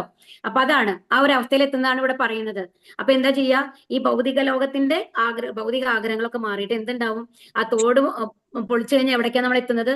ആത്മീയ ലോകത്താണ് എത്തുന്നത് അല്ലെ. ഭൗതിക ലോകം കഴിഞ്ഞതിന്റെ മേലെ ആത്മീയ ലോകല്ലേ. ആ ആത്മീയ ലോകത്തിലേക്ക് നമ്മൾ എത്തും എന്നാണ് പറയുന്നത്. ഭഗവാന്റെ ആ ജ്യോതി വരയ്ക്ക് നമ്മൾ എത്തും എന്നാണ് പറയുന്നത്. ആ വ്യോമത്തിലും അത് വളർന്ന് ഗോലോക വൃന്ദാവനം എന്ന പേരുള്ള കൃഷ്ണന്റെ സർവോത്കൃഷ്ട ലോകത്തോളം ഉയരുന്നു. അവസാനം അത് കൃഷ്ണന്റെ പാതാരവിന്ദങ്ങളെ ആശ്രയിച്ച് വിശ്രമിക്കുകയും ചെയ്യുന്നു. അവസാനം എവിടെ എത്താൻ പോണേ നമ്മള്? ഭഗവാന്റെ പാതാരവിന്ദങ്ങളിൽ എത്തും നേരിട്ട്. അതാണ് പറയുന്നത്, ഭഗവാനെ നമ്മൾ ഇവിടെ ഇരുന്നു കൊണ്ട്, ഇത് നമ്മള് ആ ലോകത്തേക്ക് പോകുന്നതല്ല, ഇവിടെ ഇരുന്നു കൊണ്ട് തന്നെ നമ്മൾ ഭഗവാനെ മുമ്പിൽ കാണും, ഭഗവാനോട് സംസാരിക്കും, ഭഗവാൻ നമ്മുടെ മുമ്പിൽ നിന്ന് നമ്മുടെ കൂടെ കളിക്കും. നമ്മുടെ കുറൂരമ്മയുടെ ഒക്കെ കഥ കേട്ടിട്ടില്ലേ കൃഷ്ണൻ വന്നിട്ടുള്ളത്? ആ ഒരു അവസ്ഥ അതാണ് പ്രേമാവസ്ഥ എന്ന് പറയുന്നത്. എത്ര ഭാഗ്യം ചെയ്തതാണല്ലേ കുറൂരമ്മ. അപ്പൊ ഒന്ന് ആലോചിച്ച് നോക്കൂ, ആ അവസ്ഥയിൽ നമ്മൾക്കും എത്തും എന്നാണ് ഇവിടെ പറയുന്നത് കേട്ടോ. അപ്പൊ അതിന് വേണ്ടിയിട്ട് നമ്മളെ ആത്മീയ ലോകത്തിലേക്ക് ഇവിടെ നിന്ന് പോകണ്ടേ? നമ്മുടെ ഈ ശരീരം നമ്മൾക്കുണ്ട്. നമ്മുടെ മനസ്സുകൊണ്ട് നമ്മൾക്ക് ആ ഒരു ലെവലിൽ നമ്മൾ എത്തിക്കഴിഞ്ഞാൽ, വേറെ ആഗ്രഹങ്ങളൊന്നും ഇല്ല, ഭഗവാന്റെ പ്രേമ ലെവലിൽ നമ്മൾ എത്തിക്കഴിഞ്ഞാൽ ഭഗവാൻ എപ്പോഴും നമ്മുടെ കൂടെ വന്നിരിക്കും എന്നുള്ളതാണ്. പൂന്താനത്തിന്റെ അടുത്ത്, ക്രൂരമ്മയുടെ അടുത്ത് ഒക്കെ ഇരുന്ന മാറി. ഈ വിധത്തിൽ ഒരു വൃക്ഷത്തിന് ക്രമേണ പൂക്കളും കായ്കളും ഉണ്ടാകുന്നത് പോലെ ഭക്തിയുടെ സേവനമാകുന്ന ലതയും പൂക്കുകയും കായ്ക്കുകയും ചെയ്യുന്നു. എപ്പോഴും ശ്രവണ കീർത്തനങ്ങളാകുന്ന ജലസേചനം തുടർന്ന് പോരണം. അപ്പോഴും എന്ത് ചെയ്യരുത്, നിർത്തരുത്, ഈ ഹരികൃഷ്ണ മന്ത്രം നമ്മൾ നിർത്തരുത്. അതുപോലെ ഭഗവാന് എന്താണ് പത്രം, പുഷ്പം, ഫലം, തോയം എന്നൊക്കെ സമർപ്പിക്കുന്നത് നിർത്തരുത്. അതൊക്കെ നമ്മൾ കണ്ടിന്യൂ ചെയ്ത് പോകണം. ചൈതന്യ ചരിതാമൃതത്തിൽ ഈ ലതയെ കുറിച്ച് വിവരിച്ചിട്ടുണ്ട്. നിത്തേഷാം സതതയുക്താനാം ഭജതാം പ്രീതി പൂർവകം തഥാമി ബുദ്ധിയോഗം തം യേന മാമുപയാതിതേ. പ്രേമഭക്തിയോടെ എന്നെ സദാ ആരാധിക്കുന്നവർക്ക് എന്നെ പ്രാപിക്കാൻ ഉതകുന്ന ബുദ്ധിവിശേഷം ഞാൻ നൽകും. അപ്പൊ ഇനി ഇപ്പൊ ഇത് പറഞ്ഞു അല്ലെ. അപ്പൊ എന്താ നമ്മളോട് പറഞ്ഞത് ഭഗവാൻ ഈ ശ്ലോകത്തില്? അപ്പൊ നമ്മൾ പറഞ്ഞു, ഇപ്പൊ അഭിധേയ പറഞ്ഞു, പിന്നെ എന്താ നമ്മൾ അടുത്തത് പറഞ്ഞത്? ആദ്യം പറഞ്ഞ സംബന്ധ അഭിധേയ പറഞ്ഞു. ഇനി എന്താ പറയുന്നത്? തേഷാം സതതയുക്താനം, പ്രേമഭക്തി ഇപ്പൊ നമ്മൾ പറഞ്ഞല്ലോ, ആ ലെവലെത്തി ഭഗവാനെ നേരിട്ട് കാണുന്ന ആ ഭക്തിയോട് കൂടിയിട്ട് ഭഗവാനെ സദാ ആരാധിക്കുന്നവർക്ക് എന്നെ പ്രാപിക്കാൻ ഉതകുന്ന ബുദ്ധിവിശേഷം ഞാൻ നൽകും. തദാമി ബുദ്ധിയോഗം തം, ഭഗവാൻ തന്നെ ആ ബുദ്ധി തരും, ഭഗവാനെ കാണാനും അറിയാനും ഭഗവാന്റെ നിർദ്ദേശങ്ങൾ നമ്മൾ അനുസരിക്കാനും. ഇതൊന്നും നമ്മൾ പ്രത്യേക പ്രയത്നങ്ങൾ ചെയ്യേണ്ട ആവശ്യമില്ല. നമ്മൾ എന്താ ചെയ്യേണ്ടത്? ഹരേകൃഷ്ണ മന്ത്രം റെഗുലറായിട്ട് ചെയ്യുക, അത് ആത്മാർത്ഥതയോട് കൂടിയിട്ട് കേട്ടുകൊണ്ട് ശ്രമിച്ചുകൊണ്ട് ചെയ്യുക. അതുപോലെ തന്നെ ഭഗവാന്റെ പ്രസാദം വെച്ച് കഴിക്കുക. ഇത്രയും പറയണല്ലോ നമ്മളോട്, നിയമങ്ങൾ പാലിക്കുക എന്നുള്ളത്. തെറ്റായിട്ടുള്ള കാര്യങ്ങൾ ചെയ്യരുത് അല്ലെ. അപ്പൊ അത് ചെയ്യാതിരിക്കുക എന്നുള്ളത് മാത്രമാണ് നമ്മളോട് പറയുന്നത്. നമ്മളോട് ഏത് ബന്ധങ്ങളും ഉപേക്ഷിക്കാൻ പറയുന്നില്ല, ഏത് ഭൗതിക കാര്യങ്ങൾ ഉപേക്ഷിക്കാൻ ഭഗവാൻ നമ്മളോട് പറയുന്നില്ല. അതിന്റെ ഒപ്പം ഇതും കൂടി നിങ്ങൾ ചെയ്യൂ എന്നുള്ളതാണ് പറയുന്നത്. അപ്പൊ ഭഗവാൻ ആ ബുദ്ധിവിശേഷം തരും. അപ്പൊ ഇതാണ് നമ്മുടെ എന്ത് ശ്ലോകം എന്ന് പറയുന്നത്? വിശ്വാസനായ ഒരു ആധ്യാത്മിക ഗുരു ഉണ്ടായാലും ഒരു ആധ്യാത്മിക സംഘടനയിൽ ഉൾപ്പെട്ടാലും ശരി, മുന്നേറാൻ ഒതുങ്ങുന്ന ബുദ്ധിശക്തി ഒരാൾക്കില്ലെങ്കിൽ അയാൾക്ക് കൃഷ്ണൻ അന്തര്യാമിയായിരുന്ന ഉപദേശങ്ങൾ നൽകുന്നു. ഇതാണ് ചൈത്യഗുരു നമ്മൾ പറഞ്ഞത്.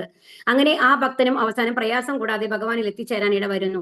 നിരന്തര കൃഷ്ണാവബോധത്തോടു കൂടി ജീവിക്കുകയും പ്രേമഭക്തിയോടെ കൃഷ്ണന്റെ സേവ ചെയ്യുകയുമാണ് ആവശ്യമായ യോഗ്യത. ഭക്തൻ കൃഷ്ണന് വേണ്ടി എന്തെങ്കിലും പ്രവൃത്തി ചെയ്യണം. അപ്പൊ എന്ത് വേണം? എപ്പോഴും ഭഗവാന് വേണ്ടിയുള്ള എന്തെങ്കിലും സേവനങ്ങൾ നമ്മൾ ചെയ്യണം.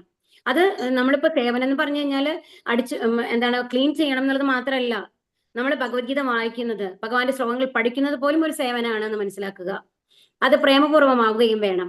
ആത്മസാക്ഷാത്കാരത്തിന്റെ മാർഗത്തിൽ മുന്നോട്ട് പോകാൻ തക്ക ബുദ്ധിശക്തി ഇല്ലെങ്കിലും ഭക്തിപൂർവകമായ ഭഗവത് സേവനത്തിൽ നിർവ്യാജം ഏർപ്പെട്ടുകൊണ്ടിരുന്നാൽ അയാൾക്ക് പുരോഗതിക്കും ഭഗവത് സന്നിധി പോകുന്നതിനുമുള്ള അവസരം കൃഷ്ണൻ നൽകിക്കൊള്ളും.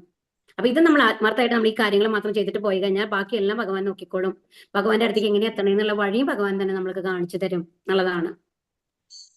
തേഷാമേവാനുകമ്പാർത്ഥ മഹം അജ്ഞാനജം തമഃ നാശയാമ്യാത്മഭാവസ്തു ജ്ഞാനദീപേന ഭാസ്വത.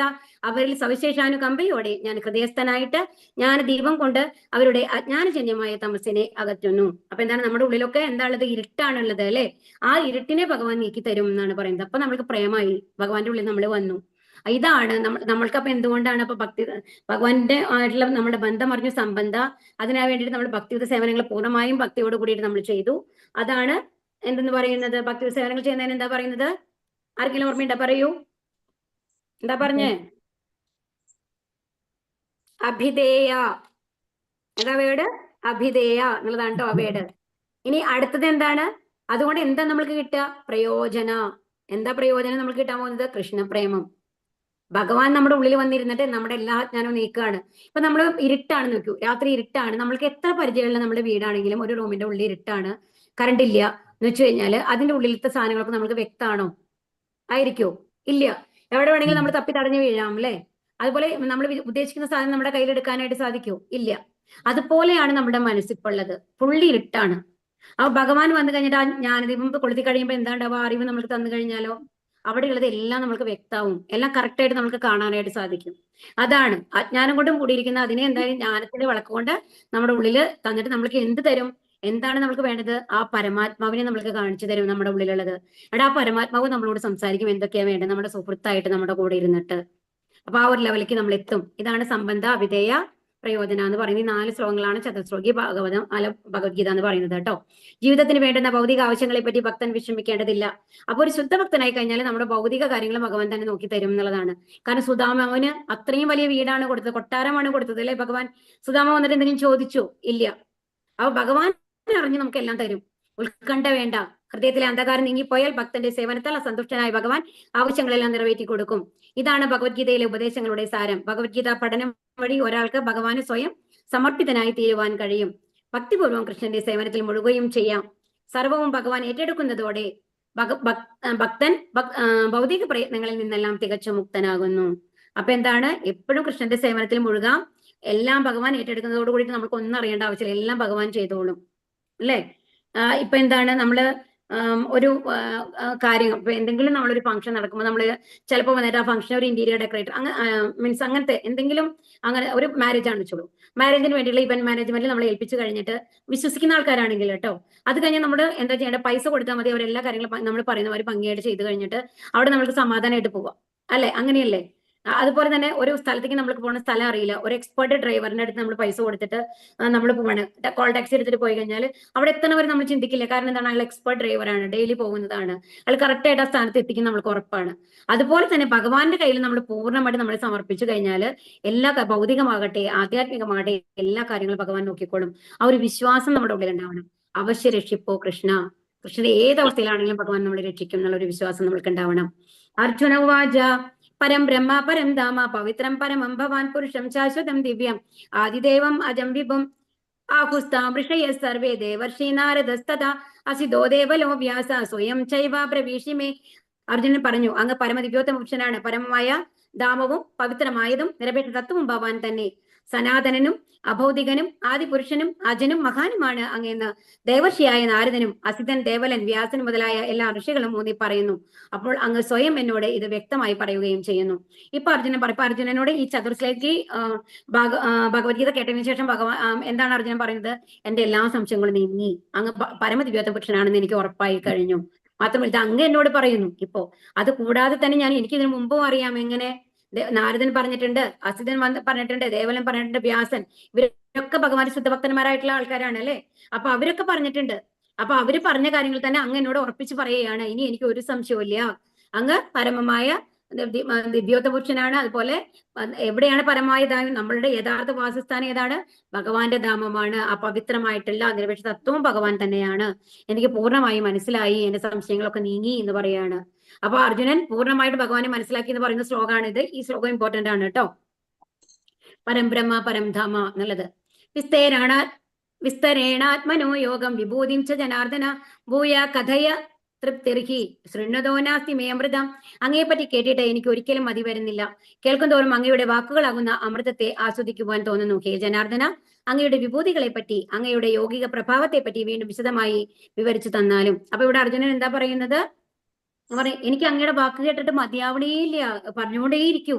ഒരു അമൃതമാരിയാണ് എനിക്ക് അത് അനുഭവപ്പെടുന്നത്. കാരണം നമ്മുടെ ഒരു സുഹൃത്തിനെ പറ്റിയിട്ട് പറയുകയാണ്.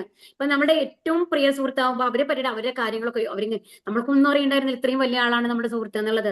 അപ്പൊ അർജുനൻ മനസ്സിലാക്കുകയാണ്, അയ്യോ ഭഗവാൻ ഇത്രയും വിഭൂതികളാണ്, ഭഗവാനാണ് എല്ലാം ചെയ്തിട്ടുള്ളത് എന്ന്.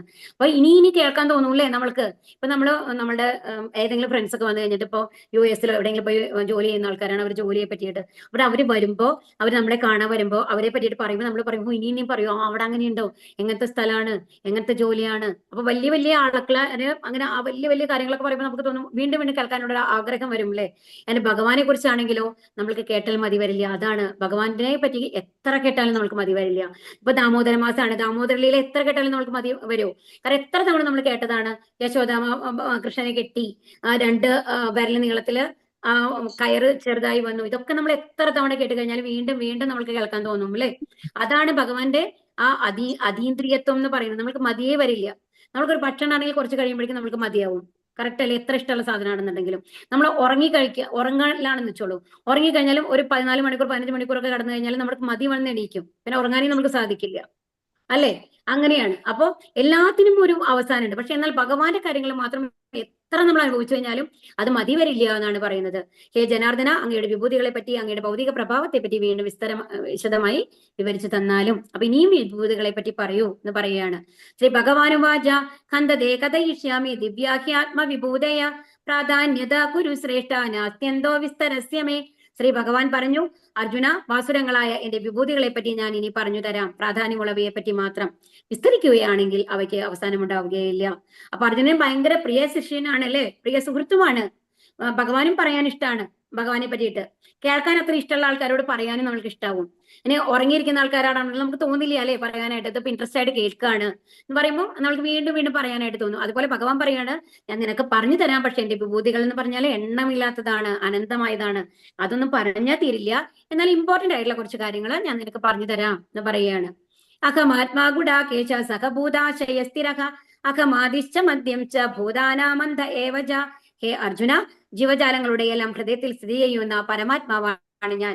അവയുടെ തുടക്കവും മധ്യവും അവസാനവും ഞാനാകുന്നു. ഇപ്പൊ എന്താണ് പറയുന്നത്? വീണ്ടും ആ ജ്ഞാനം പറയാണ്. ഇതും ഇതിനു മുമ്പ് പറഞ്ഞിട്ടുണ്ട്. എന്താ പറയുന്നത്? എല്ലാവരുടെ ഹൃദയത്തിലും പരമാത്മാ രൂപത്തിൽ ഞാനുണ്ട് എന്ന് അല്ലേ? അതാണ് പറയുന്നത്. ജീവാത്മ അത് ആരാണ്? ഏത് എന്താണ്? ഗർഭോദകസായി വിഷ്ണു ആണോ? ഏത് വിഷ്ണു ആണ് എല്ലാവരുടെ ഹൃദയത്തിൽ പരമാത്മാവായിട്ടുള്ളത്? പറയൂ. ഹരേ കൃഷ്ണ.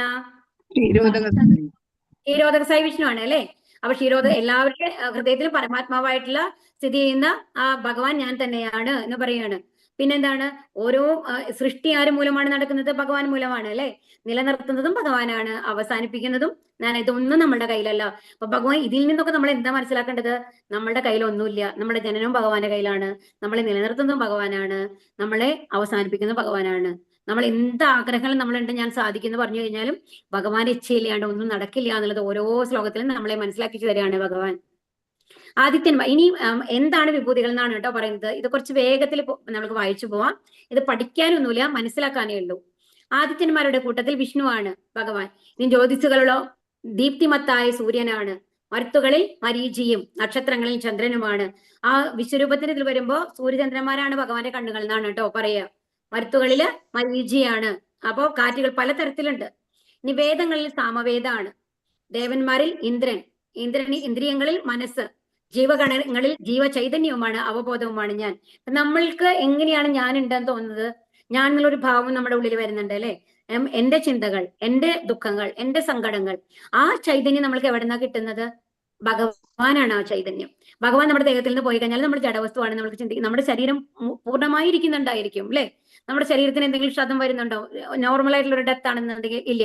എന്നാൽ അതുകൊണ്ട് എന്തെങ്കിലും ഉപയോഗം ഉണ്ടോ? പിന്നെ അവര് എത്ര മനോഹരമായ കണ്ണുകളായിരിക്കാം, മനോഹരമായ ശരീരം നമ്മൾക്ക് ഉണ്ടാവാം, എന്തൊക്കെ നമ്മളുടെ കയ്യിലുണ്ട് എന്നുണ്ടെങ്കിലും അതുകൊണ്ട് എന്തെങ്കിലും ഒരു ജഡവസ്തുവിനോട് നമ്മൾക്ക് ഒരു ആകർഷണം തോന്നും? ഇല്ല. ഇപ്പൊ നമ്മുടെ ഏറ്റവും പ്രിയപ്പെട്ട ഒരാളായിരുന്നു എന്നാൽ കൂടി ആ മരിച്ചു കിടക്കുന്ന ഒരു റൂമിലേക്ക് പോകാൻ നമ്മൾക്ക് പേടി തോന്നും. എന്താ കാരണം? അതുവரைക്കും നമ്മൾ അത്രയും പ്രിയപ്പെട്ട അമ്മയായിരിക്കാം, അച്ഛനായിരിക്കാം, അവരെ കെട്ടിപ്പിടിച്ച് നമ്മൾ കരഞ്ഞുകൊണ്ടിരിക്കുന്നുണ്ടായിരിക്കാം. പക്ഷെ അതിനുശേഷം ഒറ്റയ്ക്ക് അവരെ കൂടെ നിങ്ങൾ ഒരു ദിവസം സ്പെൻഡ് ചെയ്യണം എന്ന് പറഞ്ഞു കഴിഞ്ഞാൽ ആരെങ്കിലും തയ്യാറാവൂ? എന്താ കാരണം? നമ്മുടെ അമ്മ തന്നെയല്ലേ അത്, ആ ശരീരം. അപ്പൊ ആ ശരീരത്തിൽ നിന്നുള്ള ജീവചൈതന്യമാണ് നമ്മൾ അമ്മയായിട്ട് കരുതിരുന്നത് എന്നുള്ളത് ആ ബോധം നമ്മൾക്ക് വരണം. നമ്മൾ അങ്ങനെ ചിന്തിക്കാറില്ല. ഇപ്പോഴും നമ്മൾ അങ്ങനെ ചിന്തിക്കാറില്ല അല്ലെ? ആ ചൈതന്യത്തെയാണ് നമ്മൾ അമ്മ, അച്ഛൻ എന്ന് വിളിച്ചിരുന്നത്, നമ്മുടെ മക്കൾ എന്ന് വിളിച്ചിരുന്നത്. ആ ചൈതന്യം പോയി കഴിഞ്ഞാൽ അത് ജഡവസ്തുവാണ്. ആ ജഡവസ്തുവിനോട് നമുക്ക് പേടിയാണ് തോന്നുക. ഇനി രുദ്രന്മാരിൽ വെച്ച ശിവനാണ് ഞാൻ. യക്ഷരാക്ഷസരിൽ കുബേരനും വസുക്കളിൽ അഗ്നിയും പർവ്വതങ്ങളിൽ മേരുവുമാണ് ഞാൻ. അപ്പൊ പർവ്വതങ്ങളിൽ മേരുവാണ്, അതുപോലെ തന്നെ രുദ്രന്മാരിൽ ശിവനാണ്, യക്ഷരാക്ഷസന്മാരിലെ കുബേരനാണ്. ഹേ അർജുന, പുരോഹിതന്മാരിൽ പ്രധാനിയായ ബൃഹസ്പതിയും സേനാധിപരിൽ കാർത്തികേയനുമാണ് ഞാൻ. ജലാശയങ്ങളിൽ സമുദ്രവും ഞാൻ തന്നെ. അതായത് അന്തമില്ലാതെ നമ്മുടെ സമുദ്രം കണ്ടു കഴിഞ്ഞാൽ അത് ജലാശയങ്ങളിൽ ആരാണ്? ഭഗവാൻ സമുദ്രമാണ്. അപ്പൊ ഏറ്റവും മഹത്തായിട്ടുള്ളത് എന്താണോ അതെല്ലാം ഭഗവാനാണ്. മഹർഷികളിൽ ഭൃഗുവും സ്പന്ദനങ്ങളിൽ അബൗദികമായ ഓങ്കാരവും യജ്ഞങ്ങളിൽ തിരുനാമ ജപവും സ്ഥാവരങ്ങളിൽ ഹിമാലയവുമാണ് ഞാൻ. അപ്പൊ ഇത് നമ്മൾ ശ്രദ്ധിച്ചോളൂ.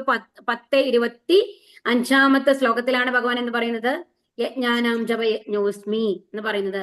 യജ്ഞങ്ങളിൽ ഞാൻ തിരുനാമ ജപമാണ് എന്ന് ഭഗവാൻ പറയുന്നുണ്ട്. അപ്പൊ നമ്മൾ ഇവിടെ ഓരോ ക്ലാസ്സിലും നമ്മൾ പഠിക്കുന്നുണ്ട് അല്ലെ? ഭഗവത്ഗീത പഠിക്കുമ്പോൾ ഇസ്കോൺ മൂലമായിട്ട് നമ്മൾ പറയുന്നതല്ല. ഭഗവത്ഗീതയിൽ ഭഗവാൻ പറഞ്ഞ വാക്കുകളാണ് നമ്മൾ റിപ്പീറ്റ് ചെയ്യുന്നത്. ഓരോ കാര്യങ്ങളും അതിനെല്ലാം പ്രൂഫ് ഉണ്ടാവും ശാസ്ത്രങ്ങളില്. അപ്പൊ അതാണ് ഇവിടെ പറഞ്ഞിട്ടുണ്ട്. യജ്ഞാനാം ജപയജ്ഞോസ്മി എന്നാണ്, തിരുനാമ ജപമാണ് എന്ന് പറയാണ്. ഇനി സ്ഥാവരങ്ങളിൽ ഹിമാലയാണ്. അപ്പൊ ഇവിടെ നേരത്തെ നമ്മൾ കണ്ടു പർവ്വതങ്ങളിൽ പറഞ്ഞു അല്ലെ? മേരുക്കളിൽ എന്താണെന്ന് പറഞ്ഞത്? പർവ്വതങ്ങളിൽ മേരുവാണെന്ന് പറഞ്ഞു. അത് കഴിഞ്ഞിട്ട് സ്ഥാവരങ്ങളിൽ ഹിമാലയാണ് എന്ന് പറഞ്ഞു. എന്താ രണ്ടും തമ്മിലുള്ള വ്യത്യാസം? പർവ്വതങ്ങളിൽ എന്ന് പറഞ്ഞു കഴിഞ്ഞാൽ ചെറുതാണ്, അതുവരെ ഒരു മൂവ്മെന്റ് ഉണ്ടാവും എന്നാണ് പറയുന്നത്. ചില സന്ദർഭങ്ങളിൽ, അതായത് എന്തെങ്കിലും ഇതൊക്കെ വരില്ലേ നമ്മുടെ എന്താ പറയാ, മഴ വരുമ്പോ അങ്ങനത്തെ ഇതിലൊക്കെ വരുമ്പോ അതിന് ഒരു ലൈറ്റായ മൂവ്മെന്റ്, നമ്മൾ പ്ലാറ്റോണിക് മൂവ്മെന്റ് എന്നൊക്കെ പറയും, അങ്ങനത്തെ മൂവ്മെന്റ് ഉണ്ടാവും എന്നാണ് പറയുന്നത്. പക്ഷെ അത്രയും വലുപ്പമാണ് ഹിമാലയത്തിന് അനക്കാനായിട്ട് ഒരിക്കലും സാധിക്കില്ല. അത് എപ്പോഴും സ്ഥിരമായിട്ടുള്ളതാണ്. അതുകൊണ്ടാണ് ആ രണ്ട് ഇതായിട്ട് വരുന്നത് കേട്ടോ, പർവ്വതങ്ങളിൽ മേരു, താവരങ്ങളിൽ ഹിമാലയം എന്നുള്ളത് വരുന്നത്. ഇനി മഹർഷീണാമൃഗുരഹം ഗിരാമസ്മേക മക്ഷരം യജ്ഞാനാം ജപ യജ്ഞോസ്മി സ്ഥാവരാണാം ഹിമാലയ. ഇത് വീണ്ടും നമ്മൾ റിപ്പീറ്റ് ചെയ്തേക്കുന്നതാണ്. യജ്ഞങ്ങളിൽ തിരുനാമജപാണ്, സ്ഥാവരങ്ങളിൽ ഹിമാലയാണ് എന്നുള്ളത്. ഹരേ കൃഷ്ണ. വൃക്ഷങ്ങളിൽ അശ്വത്ഥവും, ദേവർഷിമാരിൽ നാരദനും, ഗന്ധർവന്മാരിൽ ചിത്രരഥനും, യോഗസിദ്ധി നേടിയവരിൽ കപിലമുനിയും ഞാനാണ്. വൃക്ഷങ്ങളിൽ എന്താണ്? അരയാൽമരാണ്. ദേവർഷിമാരിൽ നാരദൻ, അല്ലെ? ഗന്ധർവന്മാരിൽ ചിത്രരഥൻ.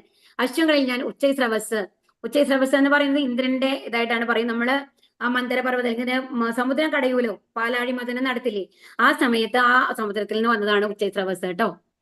അത് അത്രയും കഴിവുള്ള, അതിനേക്കാൾ സ്പീഡിൽ പോകാനേ സാധിക്കില്ല എന്നാണ് പറയുന്നത്. അത്രയും സ്പീഡാണ് അതിന്. ആദ്യം ഇന്ദ്രന്റെ കയ്യിലായിരുന്നു ഉണ്ടായിരുന്നത്, പിന്നെ ബലി മഹാരാജാവിന്റെ അടുത്ത് പോയി എന്ന് പറയുന്നുണ്ട്. അപ്പൊ അമൃതം നേടാനായിട്ട് കലക്കപ്പെട്ട സമുദ്രത്തിൽ പിറന്ന കുതിരയാണ്. ഇനി ആനകളിൽ ഇന്ദ്രവാഹനമായ ഐരാവതവും അതെ ഭഗവാൻ അതിൽ നിന്ന് വന്നതാണ്. വെളുത്ത നിറത്തിലുള്ള ആനയാണ്. മനുഷ്യരിൽ രാജാവാണ്. ആയുധങ്ങളിൽ വെച്ച് വജ്രമാണ്. കാരണം വജ്രം കൊണ്ട് എന്താണ്, വജ്രം നമ്മുടെ കയ്യിൽ തട്ടി കഴിഞ്ഞാൽ അങ്ങനെ നമ്മുടെ മുറിഞ്ഞു പോകുന്നതാണ് പറയുന്നത്. അത്രയും കാഠിന്യാണ് വജ്രത്തിന്. അതാണ് ഇടിമിന്നലിൽ നമ്മൾ മരിച്ചു പോകുന്നുണ്ട് അല്ലെ. ഇനി പശുക്കളിൽ സുരഭിയും ജനനഹേതു. സുരഭി എന്ന് പറയുന്നത് ഭഗവാന്റെ ധാമത്തിലുള്ള പശുവാണ്. ആ പശുവാണ് എല്ലാവരിലും എന്താണ് പറയാ, അത്രയും അമൃതപാലയാണ്, എപ്പോഴും ചുരന്നുകൊണ്ടിരിക്കും പാല എന്നുള്ളതാണ്. ജനനഹേതുക്കളിൽ കാമദേവനും സർപ്പങ്ങളിൽ വാസുകിയാണ്. ഇവിടെ കണ്ടു, സർപ്പങ്ങളിൽ വാസുകി എന്ന് പറയുന്നത് സാധാരണ സർപ്പങ്ങളാണ്. പണമുള്ള ഇതുണ്ടല്ലോ, നമ്മൾ മൂർഖൻ എന്നൊക്കെ പറയില്ലേ, അങ്ങനത്തെ സർപ്പങ്ങളിലാണ് വാസുകി എന്ന് പറയുന്നത്. അനേക പണങ്ങളോട് കൂടിയ നാഗങ്ങളിൽ അനന്തനാണ്. അനന്തൻ എന്ന് പറയുന്നതിന് എന്താ വിശേഷം? അത് ഭഗവാന്റെ ഗുണങ്ങളുള്ള സർപ്പാണ്. അനന്തശേഷൻ കേട്ടിട്ടില്ലേ? അത് ബലരാമന്റെ ഒരു പ്രതിരൂപമായിട്ടാണ് നമ്മൾ പറയുക കേട്ടോ, അനന്തന്. അപ്പൊ അതുകൊണ്ട് അത് രണ്ടും തമ്മിൽ വ്യത്യാസമുണ്ട്. അങ്ങനെ സാധാരണ സർപ്പാണെങ്കിൽ വാസുകിയാണ്, ആ ഭഗവാന്റെ ഒരു ഇതായിട്ടാണ് ഇത് പറയും, ഇങ്ങനത്തെ സർപ്പങ്ങളെ പറയുക. അതിൽ അനന്തനാണ്. ജീവികളിൽ വരുണൻ, പിതൃക്കളിൽ ആര്യമാവ്, ശിക്ഷകരിൽ മൃത്യുദേവതയായ യമനും. ദൈത്യന്മാരിൽ ഞാൻ ഭക്തപ്രഹ്ലാദനാണ്. കീഴ്പ്പെടുത്തുന്നവയിൽ കാലം, വന്യമൃഗങ്ങളിൽ സിംഹം, പക്ഷികളിൽ ഗരുഡനും. സൃഷ്ടികളുടെ ആദ്യം അന്ത്യാവസാനങ്ങൾ ഞാൻ തന്നെ. അർജുന, ശാസ്ത്രങ്ങളിൽ അധ്യാത്മശാസ്ത്രവും സത്യവുമാണ് ഞാൻ. അപ്പൊ എന്താണ്? സൃഷ്ടിയുടെ ആദ്യം മധ്യ അവസാനങ്ങൾ എല്ലാം ഭഗവാൻ തന്നെയാണ്. ഈ ശാസ്ത്രങ്ങളിലോ അധ്യാത്മശാസ്ത്രം, നമ്മുടെ വേദങ്ങളെല്ലാം വരുന്നില്ലേ, അതെല്ലാം ഭഗവാനാണ്. തർക്കശാസ്ത്രങ്ങളിൽ നിർണയ സത്യമാണ്. ഈ അക്ഷരങ്ങളിൽ അകാരമാണ്, സമാസങ്ങളിൽ ദ്വന്ദ്വ സമാസമാണ്. അനവസാനമായ കാലവും, കാലം എന്ന് പറയുന്നത് നമ്മൾക്ക് എപ്പോഴാണ് നമ്മൾ മരിക്കാൻ നമുക്ക് പറയാൻ പറ്റില്ല, അത് ഭഗവാന്റെ കയ്യിലാണ് അല്ലെ. അതാണ് കാലം ഇവിടെ, ഡെത്ത് എന്നുള്ളതാണ് ഇവിടെ കാണിക്കുന്നത്. ആത്മീയ ലോകത്തിലെ മരണമില്ല, അതുകൊണ്ട് അവിടെ കാലത്തിന് പ്രസക്തി ഇല്ല. ഇനി ഭൗതിക ലോകത്തിൽ മാത്രമാണ് കാലം ഉള്ളത്. സൃഷ്ടികർത്താക്കളിൽ ബ്രഹ്മാവാണ്. സർവസംഹാരിയായ മരണവും ഭാവിയുടെ ഉദ്ഭവസ്ഥാനവും. സ്ത്രീകളിൽ യശസ്, ഭാഗ്യം, സുന്ദര ഭാഷണം, ഓർമ്മശക്തി, ബുദ്ധി, സ്ഥൈര്യം, ക്ഷമ എന്നിവയെ ഞാനാണ്. കണ്ടോ, സ്ത്രീകളുടെ ഗുണങ്ങൾ പറയുന്നത്. യശസ്, ഭാഗ്യം, സുന്ദര ഭാഷണം, ഓർമ്മശക്തി, ബുദ്ധി, സ്ഥൈര്യം, ക്ഷമ, ഇതൊക്കെ ഭഗവാനാണ് എന്നാണ് പറയുന്നത്. അപ്പൊ നമ്മളത് വളർത്തിയെടുക്കണം അല്ലെ കുറേശ്ശെ. ഇനി സാമ വേദ സൂക്തങ്ങളിൽ ബൃഹത് സാമവും, ഛന്ദസ്സുകളിൽ വെച്ച് ഗായത്രി മന്ത്രവും, മാസങ്ങളിൽ മാർഗശീർഷവും, ഋതുക്കളിൽ വസന്തവുമാണ്. അപ്പൊ ഇനി ഗായത്രി മന്ത്രം എന്ന് പറയുന്നത് ഭഗവാനാണ്. ആ ഗായത്രി മന്ത്രത്തെ പറ്റി നമ്മൾ കേട്ടിട്ടുണ്ടല്ലേ. ഛന്ദസ്സുകൾ എന്ന് പറയുമ്പോ അതിന് ഒരു നിയമങ്ങളുണ്ട്. 8 വരി അല്ലെങ്കിൽ 6 വരി, 4 വരി ശ്ലോകങ്ങള്. അപ്പൊ അതിൽ വെച്ചിട്ട് ഛന്ദസ്സുകളിൽ വെച്ചിട്ട് ഗായത്രി മന്ത്രമാണ് എന്നാണ് പറയുന്നത്. അതിന്റെ എങ്ങനെയാണ് എഴുതുന്നത് എന്നുള്ള കുറച്ച് നിയമങ്ങളുണ്ട് നമ്മൾ ശ്ലോകമൊക്കെ എഴുതുമ്പോൾ. അതിന്റെ ബേസിലാണ് കേട്ടോ ഈ ഛന്ദസ് എന്ന് പറയുന്നത്. വഞ്ചകരുടെ ചൂതുകളിലും ചേതസ്സുകളുടെ തേജസ്സും. ഇനിയിപ്പോ നമ്മൾക്ക് തോന്നും എല്ലാം നല്ല ഗുണങ്ങളുമാണോ ഭഗവാൻ? അല്ല. നോക്കൂ, ആ ചീത്ത ഗുണങ്ങളാണെങ്കിലും ഭഗവാനിൽ നിന്നാണ് കാണിച്ചിട്ടുള്ളത് അല്ലെ. വഞ്ചകരുടെ ചൂതുകളി, തേജസ്സുകളുടെ തേജസ്, ജയവും സതുദ്യമവും ശക്തരുടെ കരുത്തും ഞാൻ തന്നെ. അതുകൊണ്ട് തന്നെ ഈ ചൂത് കളിക്കുന്ന ആൾക്കാരൊക്കെ ഭൗതിക ഇതിലും മുഴുകി പോയി കഴിഞ്ഞാൽ അതിൽ നിന്ന് ഊരാൻ ഭയങ്കര പാടാണെന്ന് പറയും. കാരണം ഭഗവാന്റെ ശക്തിയാണ്. ഭഗവാന്റെ ശക്തി നമ്മൾ തോൽക്കിപ്പിക്കാൻ ബുദ്ധിമുട്ടാണ്. അതുകൊണ്ടാണ് എന്താണ് ദേവിഹേഷ ഗുണമയി മമ മായ ദുരത്തിയ. ഈ മായ എന്ന് പറയുന്നത് എന്റെ ശക്തിയാണ്, അതിനെ നിങ്ങൾക്ക് തോൽപ്പിക്കാൻ അത്ര എളുപ്പമല്ല എന്ന് പറഞ്ഞില്ലേ. അപ്പൊ വൃഷ്ണികുലത്തിൽ വാസുദേവൻ, വൃഷ്ണികുലത്തിലാണ് ഭഗവാൻ, അതുകൊണ്ട് വാർഷ്ണേ എന്ന് പറയും ഭഗവാനെ. ഇനി പാണ്ഡവരിൽ അർജുനനും, മുനികളിൽ വ്യാസനും, ചിന്തകരിൽ ഉശനാ കവിയുമാണ് ഞാൻ. നിയമരാഹിത്യങ്ങളെ അടിച്ചമർത്തുന്ന പദ്ധതികളിൽ ദണ്ഡം, വിജയം കാക്ഷിക്കുന്നവരുടെ നീതി എന്നിവയും, ഗോപ്യങ്ങളിൽ മൗനവും, ജ്ഞാനികളുടെ ജ്ഞാനവും ഞാനാണ്. അല്ലയോ അർജുന, സർവ്വഭൂതങ്ങളുടെയും ആദി ബീജമാണ് ഞാൻ. എന്നെ കൂടാതെ ചരാചരങ്ങളിൽ ഒന്നും നിലനിൽപ്പില്ല. അത് നമ്മൾ പറഞ്ഞ പോലെ ആദി ബീജം ഭഗവാനാണ്. ബീജം, വിത്ത്. കാരണം എന്താണ്? ആ പ്രകൃതിയെ ഗ്ലാൻസ് ചെയ്തു, എന്നിട്ടാണ് എല്ലാവരും ആ ബീജം വരുന്നത്, സൃഷ്ടികൾ വരുന്നതെന്ന് പറഞ്ഞില്ലേ. അപ്പൊ എല്ലാത്തിന്റെയും ആദി ബീജം ഭഗവാനാണ്. ഭഗവാൻ ഇല്ലാണ്ട് ഏതിനും നിലനിൽപ്പില്ല എന്നുള്ളതാണ്. നാന്തോസ്തി മമ ദിവ്യാനാം വിഭൂതിനാം പരം തപ ഏഷ തൂ ദേശത പ്രോക്തോ വിഭൂതേർ വിസ്തരോ മയ. ശത്രുക്കളെ ജയിക്കുന്നവരെ എന്റെ ദിവ്യ വിഭൂതികൾക്ക് അവസാനമില്ല. ഞാൻ പറഞ്ഞതാകട്ടെ എന്റെ അനന്തമായ വിഭൂതികളുടെ ഒരു സൂചന മാത്രമാണ്. അപ്പൊ ഇവിടെ ഭഗവാൻ പറയാണ്, എനിക്ക് ഒരുപാട് അനന്തമാണ്, നമുക്ക് എണ്ണാൻ പറ്റില്ല, അന്തമില്ലാത്തതാണ് ഭഗവാന്റെ വിഭൂതികള്. അതിൽ കുറച്ച് കാര്യങ്ങളാണ് നിനക്ക് ഞാൻ പറഞ്ഞു തന്നത്, ഒരു സൂചന മാത്രമാണ് എന്നാണ് പറയുന്നത്. ഇത്രയും പറഞ്ഞു കഴിഞ്ഞിട്ട് എന്താ ഭഗവാൻ പറയുന്നത്? ഇതൊരു സൂചന മാത്രമാണ്. യദ് യദ് വിഭൂതി മത്സത്വം ശ്രീമദൂർജിതമേവ വാ തത്തത് ഏവാവഗച്ഛത്വം മമ തേജോംശ സംഭവം. വിഭൂതിമത്തും സുന്ദരവും തേജസ്സുറ്റതുമായ ഏതൊരു സൃഷ്ടിയും എന്റെ തേജസ്സിന്റെ ഒരു കണികയിൽ നിന്ന് ഉദ്ഭവിച്ചു തന്നെ എന്ന് മനസ്സിലാക്കുക. അപ്പൊ എന്താ പറയുന്നത്? ഇപ്പൊ എല്ലാം ഇപ്പൊ ഇവിടെ കാണുന്ന സുന്ദരമായിട്ടുള്ളത് എന്ത് വസ്തുവാണെങ്കിലും എന്റെ നിന്ന് വന്നിട്ടുള്ളതാണ്. ഭഗവാന്റെ സൗന്ദര്യം ഇപ്പൊ നമ്മൾ പറഞ്ഞു അല്ലെ, ബലം യശസ് കീർത്തി ഒക്കെ നമ്മൾ പറഞ്ഞു അല്ലെ. അപ്പൊ അതില് സൗന്ദര്യമുണ്ട്. അപ്പൊ ആ സൗന്ദര്യം ഇപ്പൊ ഒരു മയിൽ ആടുന്നത് കാണുമ്പോ ഒന്ന് ആലോചിച്ച് നോക്കൂ, എന്ത് ഭംഗിയാണ് കാണാനല്ലേ. ആ ഒരു മഴക്കാറുള്ള സമയത്ത് ആ പീലി വിരിച്ചിട്ട് ആൺമയിൽ ആടുന്നത് കാണാൻ അതീവ സുന്ദരമാണ്. അപ്പൊ അത് കാണുമ്പോൾ നമ്മൾക്ക് അയ്യോ എന്ത് ഭംഗിയാണ് നമുക്ക് തോന്നാറുണ്ട്. അപ്പൊ എന്താണ്, അപ്പൊ ഭഗവാന്റെ സൗന്ദര്യം എന്തായിരിക്കും എന്ന് ആലോചിച്ച് നോക്കൂ അല്ലേ.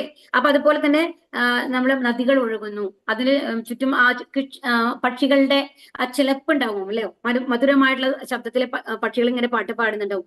അത് കേൾക്കുമ്പോൾ നമുക്ക് തോന്നും, ഓ എത്ര ശാന്തമാണ് അല്ലെ.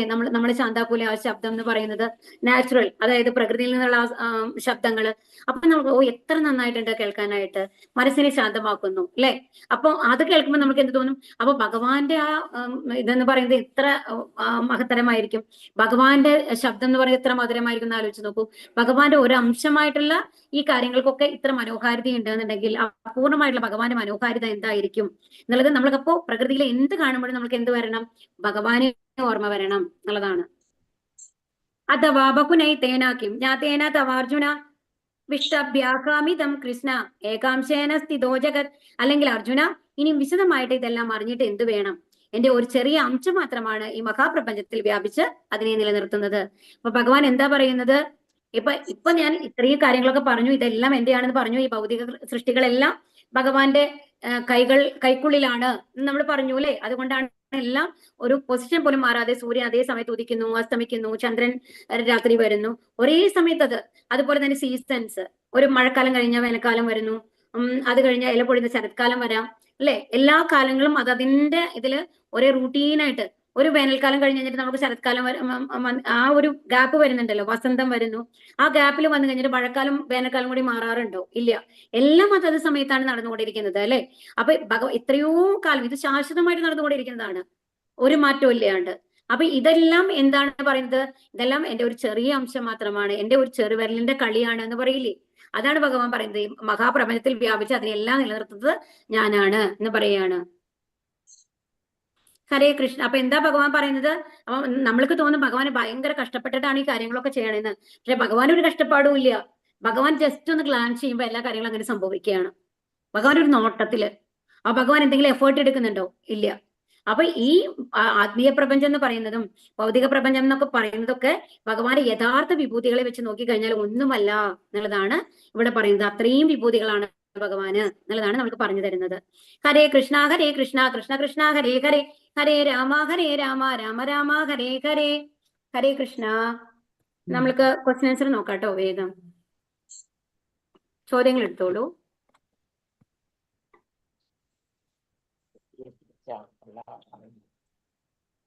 എന്താ നമ്മൾ 10ാമത്തേതിലെ ചോദ്യങ്ങൾ ഏതൊക്കെയാണെന്ന് നോക്കാം. ഭഗവാന്റെ ഉൽപ്പത്തിയെ കുറിച്ച് ആർക്കെല്ലാം അറിയാൻ സാധിക്കില്ല എന്നാണ് ഭഗവാൻ പറഞ്ഞത്? ദേവന്മാർക്കോ ഋഷികൾക്കോ അറിയാൻ സാധിക്കില്ല എന്ന് പറഞ്ഞു അല്ലെ. ആർക്കോ? എന്റെ ഉൽപ്പത്തി, വിഭൂതി എന്നിവയെ പറ്റി ദേവന്മാർക്കോ ഋഷികൾക്കോ അറിഞ്ഞുകൂടാ എന്ന് പറഞ്ഞത്. ഇനി ഭഗവാന്റെ വിഭൂതികളെ കുറിച്ച് യോഗശക്തികളെ കുറിച്ചും ശരിയായി ബോധ്യപ്പെട്ടവർക്ക് എന്താ സംഭവിക്കുക?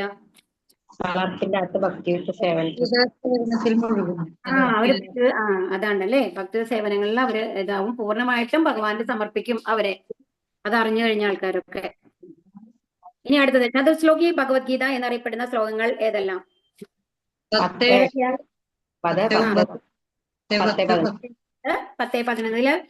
പൂർണ്ണമായിട്ട് 3 കാര്യങ്ങൾ എന്തൊക്കെയാ പറയണത്? ഭഗവാനുമായിട്ടുള്ള ബന്ധം എന്താണ്? അതാണ് സംബന്ധം.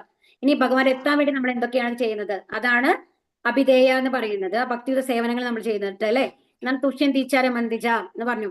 അപ്പൊ അവരെ എന്താ ചെയ്യാ? ഭഗവാന്റെ ആ കീർത്തനങ്ങളൊക്കെ കേട്ട് ആനന്ദിക്കുന്നു, ഭഗവാന്റെ സംഘത്തിൽ ഇരുന്നുകൊണ്ട് ആനന്ദിക്കുന്നു. അതാണ് പറഞ്ഞത് അല്ലെ. അപ്പൊ അതാണ് പറയുന്നത്, അതാണ് രണ്ടാമത്തെ എന്ന് പറയുന്നത്. ലാസ്റ്റ് അതിന്റെ പ്രയോജനം എന്താണ്? ഭഗവാൻ അവരുടെ ഉള്ളിൽ വന്നു കഴിഞ്ഞിട്ട് അജ്ഞാനമെല്ലാം നീക്കിയിട്ട് ഭഗവാൻ സ്വയം അവരുടെ ഉള്ളിൽ വന്നിരുന്നു കൊണ്ട് അവർക്ക് ജ്ഞാനം നൽകുന്നു എന്നുള്ളതാണ്. അങ്ങനെ കൃഷ്ണപ്രേമം നമ്മൾക്ക് ലഭിക്കുന്നു എന്നുള്ളതാണ് കേട്ടോ പ്രയോജനം എന്ന് പറയുന്നത്. ഇനി ഭക്തി സേവനത്തിനെ എന്തിനോടാണ് ഉപമിച്ചിരിക്കുന്നത്? വിത്ത് പോലെ വിത്ത് നനച്ചുകൊണ്ടിരുന്നാൽ എന്നതുപോലെ ആധ്യാത്മികമായ ചെടിയും വളരെ സേവനത്തിൽ ഏർപ്പെടുന്നു, എന്നെ ഉള്ളൊഴിഞ്ഞ് സാധിക്കുകയും ചെയ്യും. നമ്മളുടെ ഒരു വിത്തിനോടാണ് അല്ലെ, നമ്മുടെ ഉള്ളിൽ മുളച്ചു വരുന്ന ഒരു ഭക്തിലതാ ബീജം എന്നാണ് അതിനെ പറയുക. അതിനോടാണ് ഒപ്പിച്ചത്. അത് നമ്മൾ എങ്ങനെയാണ് നനയ്ക്കേണ്ടത്? ഹരേ കൃഷ്ണ മന്ത്രം നമ്മൾ ചൊല്ലുമ്പോൾ അത് നനയ്ക്കുന്നതിന് തുല്യമാണ്. അത് വളർന്ന് വളർന്ന് ആത്മീയ ലോകത്തിലെത്തിയിട്ട് ലോക വൃന്ദാവനത്തിലെത്തിയിട്ട് ഭഗവാന്റെ പാതാരവേദങ്ങൾ വരെ എത്തും. അതാണ് ആ പടവുകൾ നമ്മൾ പറഞ്ഞത് കേട്ടോ, ഭക്തിയുടെ പടവുകൾ നമ്മൾ പറഞ്ഞത്. ഇനി ഭഗവത്ഗീത ഉപദേശങ്ങളുടെ സാരം എന്താണ്? സർവവും ഭഗവാന് സമർപ്പിച്ച് ആത്മാർപ്പണം ചെയ്താൽ ഭഗവാൻ ഭക്തനെ ഏറ്റെടുക്കുകയും ഭക്തൻ എല്ലാ പ്രയത്നങ്ങളിൽ നിന്നും മുക്തനാക്കുകയും ചെയ്യും അല്ലെ. അതാണ് ഭഗവത്ഗീത ഉപദേശങ്ങളുടെ സാരം എന്ന് പറയുന്നത്. ഇനി യജ്ഞങ്ങളിൽ ഭഗവാൻ എന്താണ്?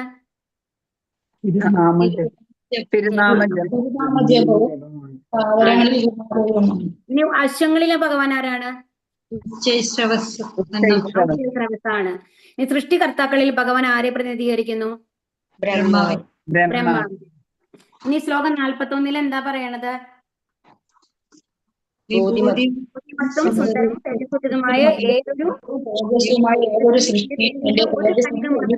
ഭഗവാന്റെ എന്താ പറയാ, അത്രയും എന്താ പറയാ, ഭഗവാനും നമ്മുടെ ഈ എല്ലാ പ്രവർത്തനങ്ങളും ചേർത്ത് വെച്ച് കഴിഞ്ഞാലും ഒരു കണിമ,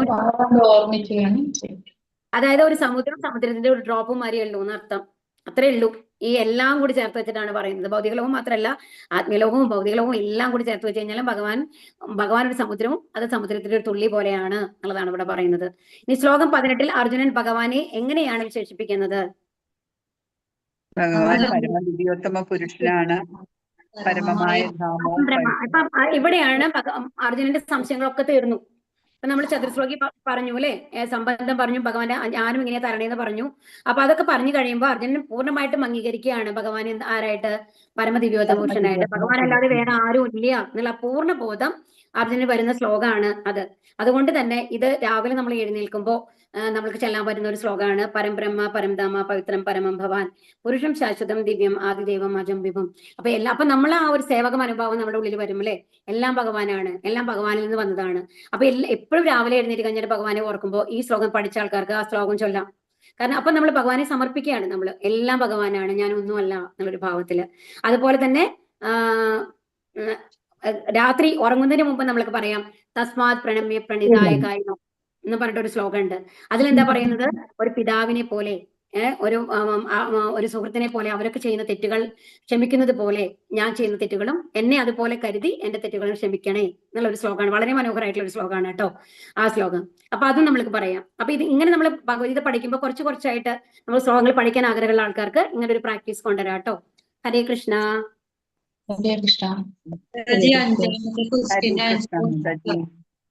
ഹരേ കൃഷ്ണ. അപ്പൊ നമ്മളുടെ ക്ലാസ് കഴിഞ്ഞു. വാചാകൽപതരൂപ്യശ്ച കൃപാ സിന്ധുഭ്യേവച പതിതാനാം പാവനേഭ്യോ വൈഷ്ണവേഭ്യോ നമോ നമഃ.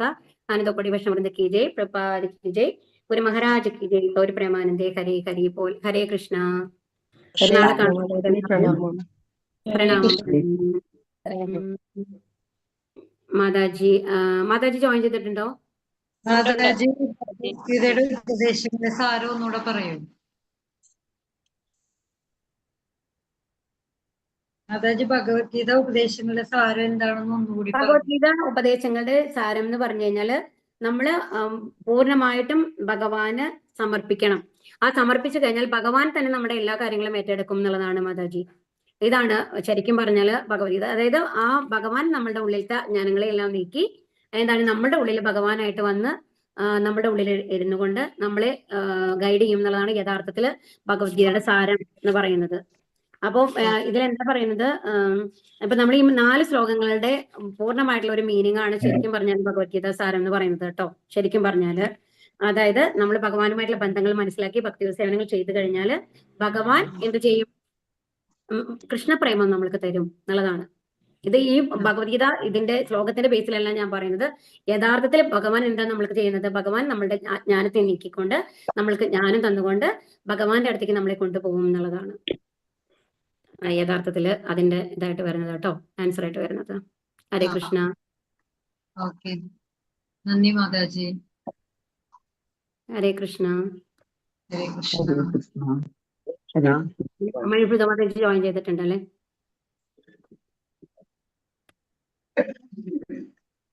ഹരേ കൃഷ്ണ. അപ്പൊ നാളെ കാണാം. ക്ലാസ് കഴിഞ്ഞ ആൾക്കാരൊക്കെ